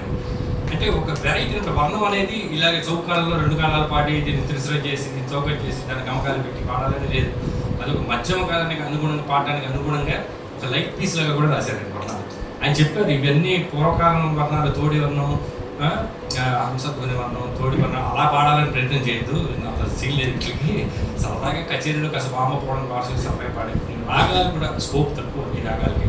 మరి ఘన రాగాల్లో వాటికి ఉన్న గమక వైశాల్యం ఎక్కువ కాబట్టి ఆ వర్ణాల్లో అంత గొప్పగా వాళ్ళు కంపోజ్ చేయగలిగారు. చిన్న చిన్న రాగాల అద్భుత వర్ణం ఎంత బాగుంటుంది. అలాగా చిన్న చిన్న వర్ణాల్లో కూడా వాళ్ళు పెద్ద విద్వాంసులు అయినప్పుడు, వాళ్ళు పెద్ద గొప్ప వాగ్గేయగలిగినప్పుడు వాళ్ళ స్థాయి ఎందులో తెలిసిపోతుంది. అలాగా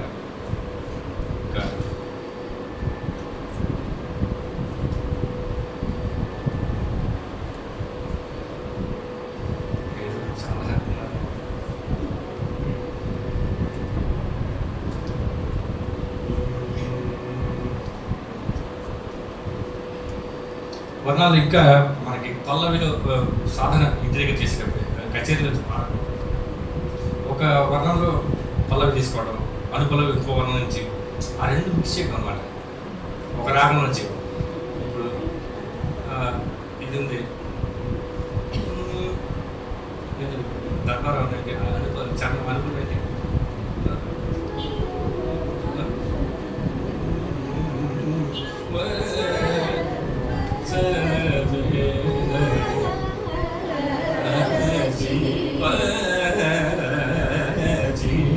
అంటే ప్రారంభమవుతున్నా అది పట్టుకోవాలి. దైవతం ఆ దైవతం గుర్తుపెట్టుకుని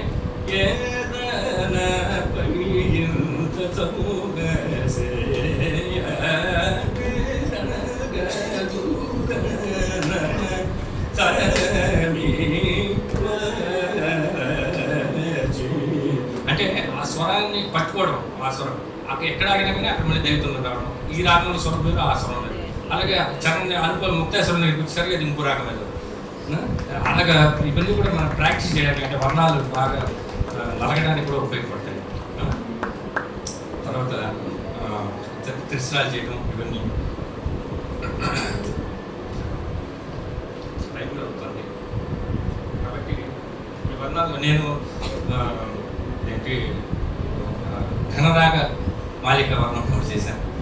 అంటే ఘనరాగాలు మనకు అయితే కదా, అంటే తానవర్ణాలు అంటాం కాబట్టి తానం వాయించేటప్పుడు కానీ పాడేటప్పుడు కానీ ఘనరాగాల్లో తానం పాడటం వాయించడం ఒక ఆనవాయితీ ఉంది. అంటే నాటక ప్రారంభించి నాటక వల్ల అది ఇలా ద్వారా ఫస్ట్ తానం వాయించి ఆ తర్వాత కీర్తన వాయించడం అనేది ఒక ట్రెడిషన్ కదా.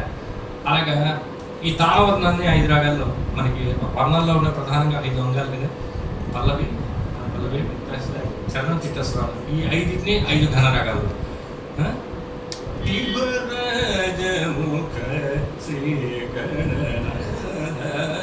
శుభముల నిగుమ శ్రీ గౌరీ సుధ అభయదాయక శ్రీత పర అభీష్టము శ్రీరకిం ఆదరిం సరిద పమగతి సరి హరి సరి రిరవద హరి సరి రి సరి పమగరి రిమపద రి సరి ద సరి మప పమగరి మగరి పరజముఖ. 3 రాగాలు అయిపోయినాయి. నాదయ గీత ఘనరాగనూత నాదయ గీత ఘనరాగనూత పామరి గరి సరి పని సరి మపని నాదయ గీత ఘనరాగనూత పమరి పమరి గరి సరి సరి పమరి గరి సరి మప పమరి గరి సరి పని సరి పమరి గరి సరి మపని నాదయ ఇవని మబరి గరి సమరి మరి మరి మబరి మరి సరి సరి సరి సరి మబరి సరి మబరి సరి సరి మబరి సరి గరి సరి బదని బమరి గరి సరి మదలయ గీత. ఇలాగా అంటే చరణాలన్నీ కూడా శ్రీరాగం వచ్చేట్టుగా గణరాగాలు వచ్చేట్టుగా అంతా పాటలు చేసిన తర్వాత వీణావాదిని అనే రాగం నాకు ఇష్టం. అంటే ఆ రాగం పాడాలంటే మనకి ఏ కంపోజిషన్స్ లేవు కాబట్టి సరసి జలోచని సరస్వతి సరవర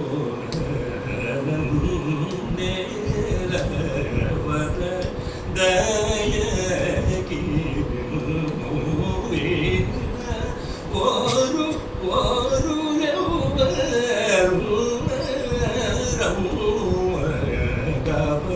సరి గమ గరి సరి సరి గరి స పగరి స నిప పగరి గప గమరి పరి పరి సరి పరి సరి గరి సరి ని పని గ పరి గ సరి సరి చలో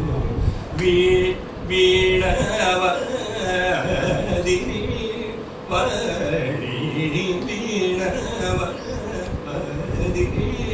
వడి నీగప సరి గపని వీణ అలా వస్తుంది. పని పగరి గా పగరి సగరి సరి సరి గపని సరి సరి గపని వీణ గపని గపని సరి గపని రి సరి పరి గపని పసని పరి గపని సరి గరి సరి ని సరి సరి బబరి సరి బగరి సరి బగరి సరి గపని వీణ అలా ఏదో తర్వాత బాలమురళి గారి ఇన్ఫ్లుయెన్స్తో ఆయన అతీతంలో చేశారు కదా, అది నేను 3 అక్షరాలు శృతిరంజన్ రాగం ఇదేమంటారు శృతిరంజన్లో చేశాను. శృతిరంజన్ రాగం రేరు రాగం కాబట్టి అందులో ఫేమస్ కీర్తన ఏదారి సంచరించారు కదా, దాన్నే కాస్త మార్చి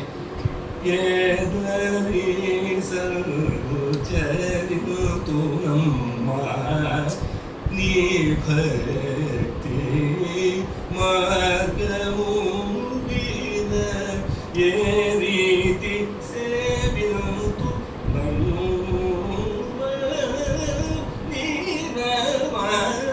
గానము పామగ సరిగ సరి సరి సరి గమదని దప దని సరి సరి సరిగ పద పద నిర దని సరి సరి గసరి గమయే దరి ఇందులో అతీతం సుధాంతరంకిణి శూలిని శృతి జని సుధాంతరంకిణి శూలిని శృతి జని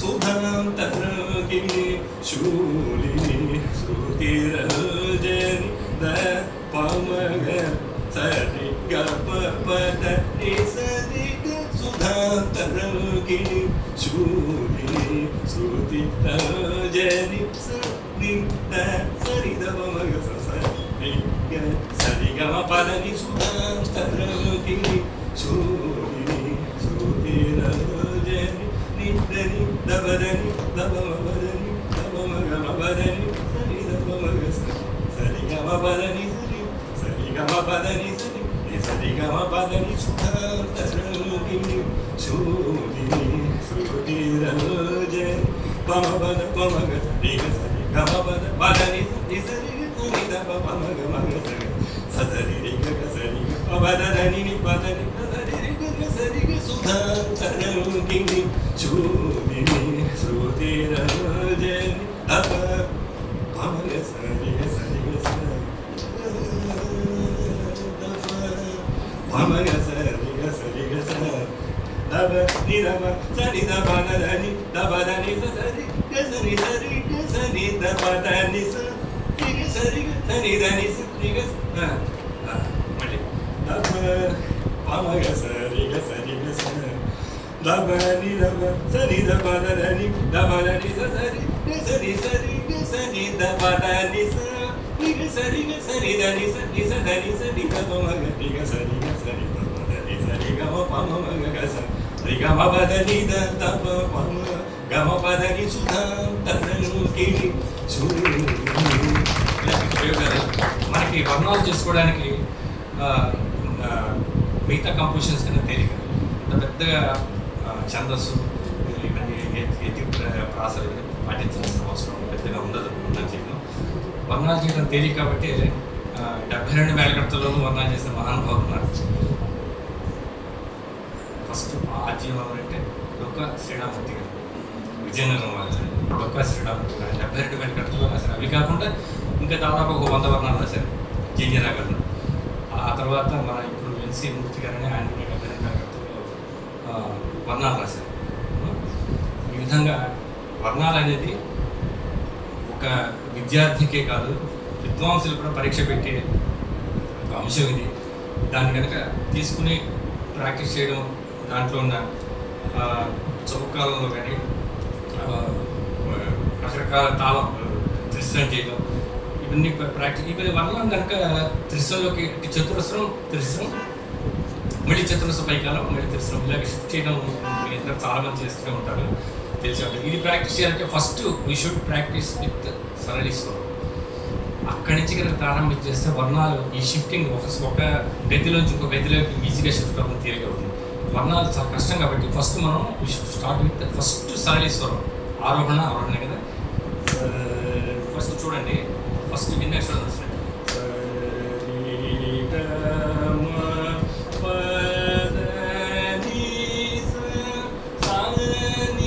ఒక ఈచ్ 4 అనుకోండి.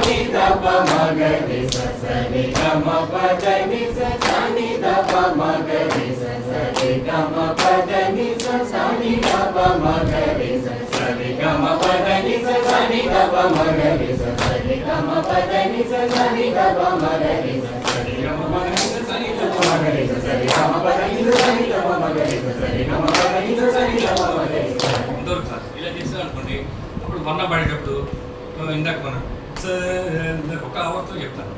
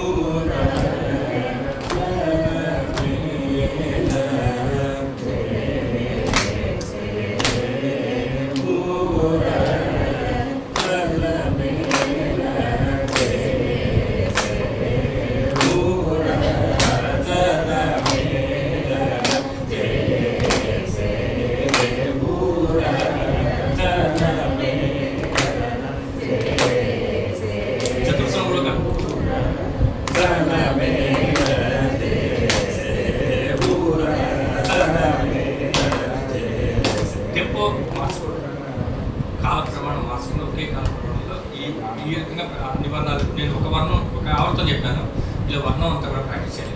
వర్ణంలో సాధారణంగా 2 కళాలు పాడండి అన్నారు అనుకోండి, మనం ఏం చేస్తాం, పూర్వంగా 2 కళాలు పాడి అక్కడి నుంచి అని చక్కగా పాడేస్తాం. మనకి కాదు, అక్కడ కూడా మళ్ళీ ఇక్కడ ఎన్ని పాడాలో పూర్వంగా ఉత్తరాంగ పాడాలి, సన్న చిట్టస్ వాళ్ళు కూడా ఇన్ని కాలాలు పాడాలి ఇదే ఫార్మాట్లో. అప్పుడు 2 కాలాలు పాడేట్టు అవుతుంది వర్ణం, లేకపోతే సగమే పాడేట్టు అవుతుంది. సగం అది జనరల్గా మనం ఏం చేస్తున్నాం అక్కడి నుంచి స్పీడ్ పాడేస్తున్నాం చరణాలు టైం లేక. పూర్తిగా పాడితేనే అన్ని కాలాలు ఇప్పుడు చెప్పిన ఇప్పుడు ఎన్ని కాలాలు పడమో 5 పాడాలి, చతురస్రం 3 కాలాలు పడ, త్రిస్రం 2 కాలాలు పడ. ఇదే పద్ధతిలో చరణాలు ఇక్కడ అసలు చరణాలు వస్తుంది.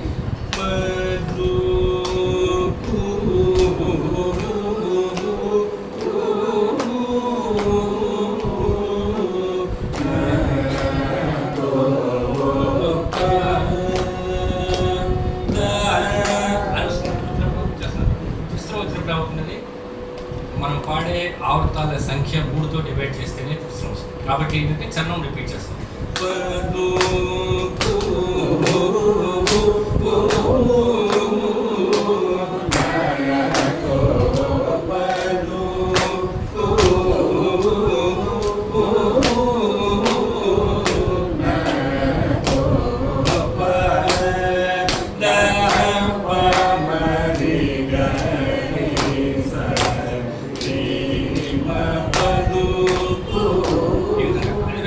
రెండవ చిత్తస్వరానికి 2వ ఆవర్తాలు ఉంది కాబట్టి ఆ ఒకసారి సార్చారు.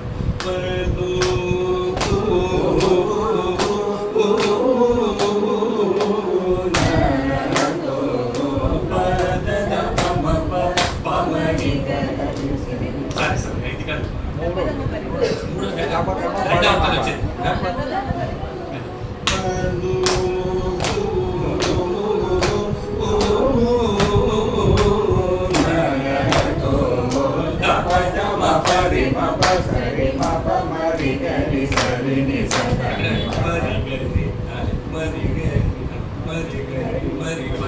రెండు మనీలే వచ్చేస్తుంది, ఒకసారి వచ్చేస్తుంది.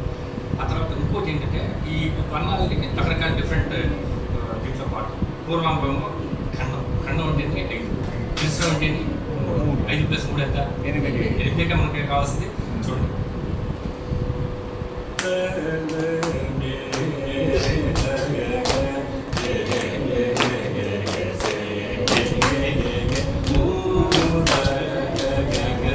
రెండోసారి పాడినప్పుడు ముందర త్రిస్రం తర్వాత కన్నా పెట్టండి.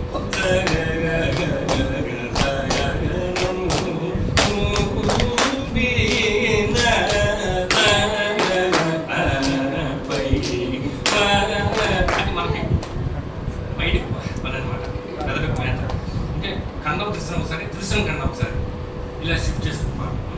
తర్వాత అర్థాలు ఆది తాళంలో వస్తుంది. అర్థాలు ఎలా వస్తుంది? మిశ్రగతిలో పాటిస్తుంది.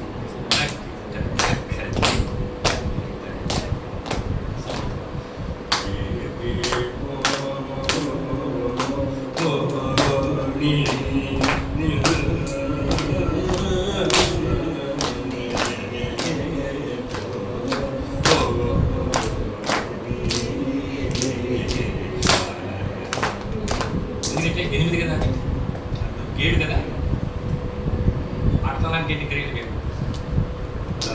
14, 7తో డివైడ్ అయ్యారు కాబట్టి మిశ్రగతిలో పాడితే ఆది తాళంలో వచ్చేస్తుంది. ఇట్లా కాలపైకలాలు పాడాలి, కాలపైకలాలు మొదటి కాలం 2వ కాలం అందులో కూడా పాడాలి.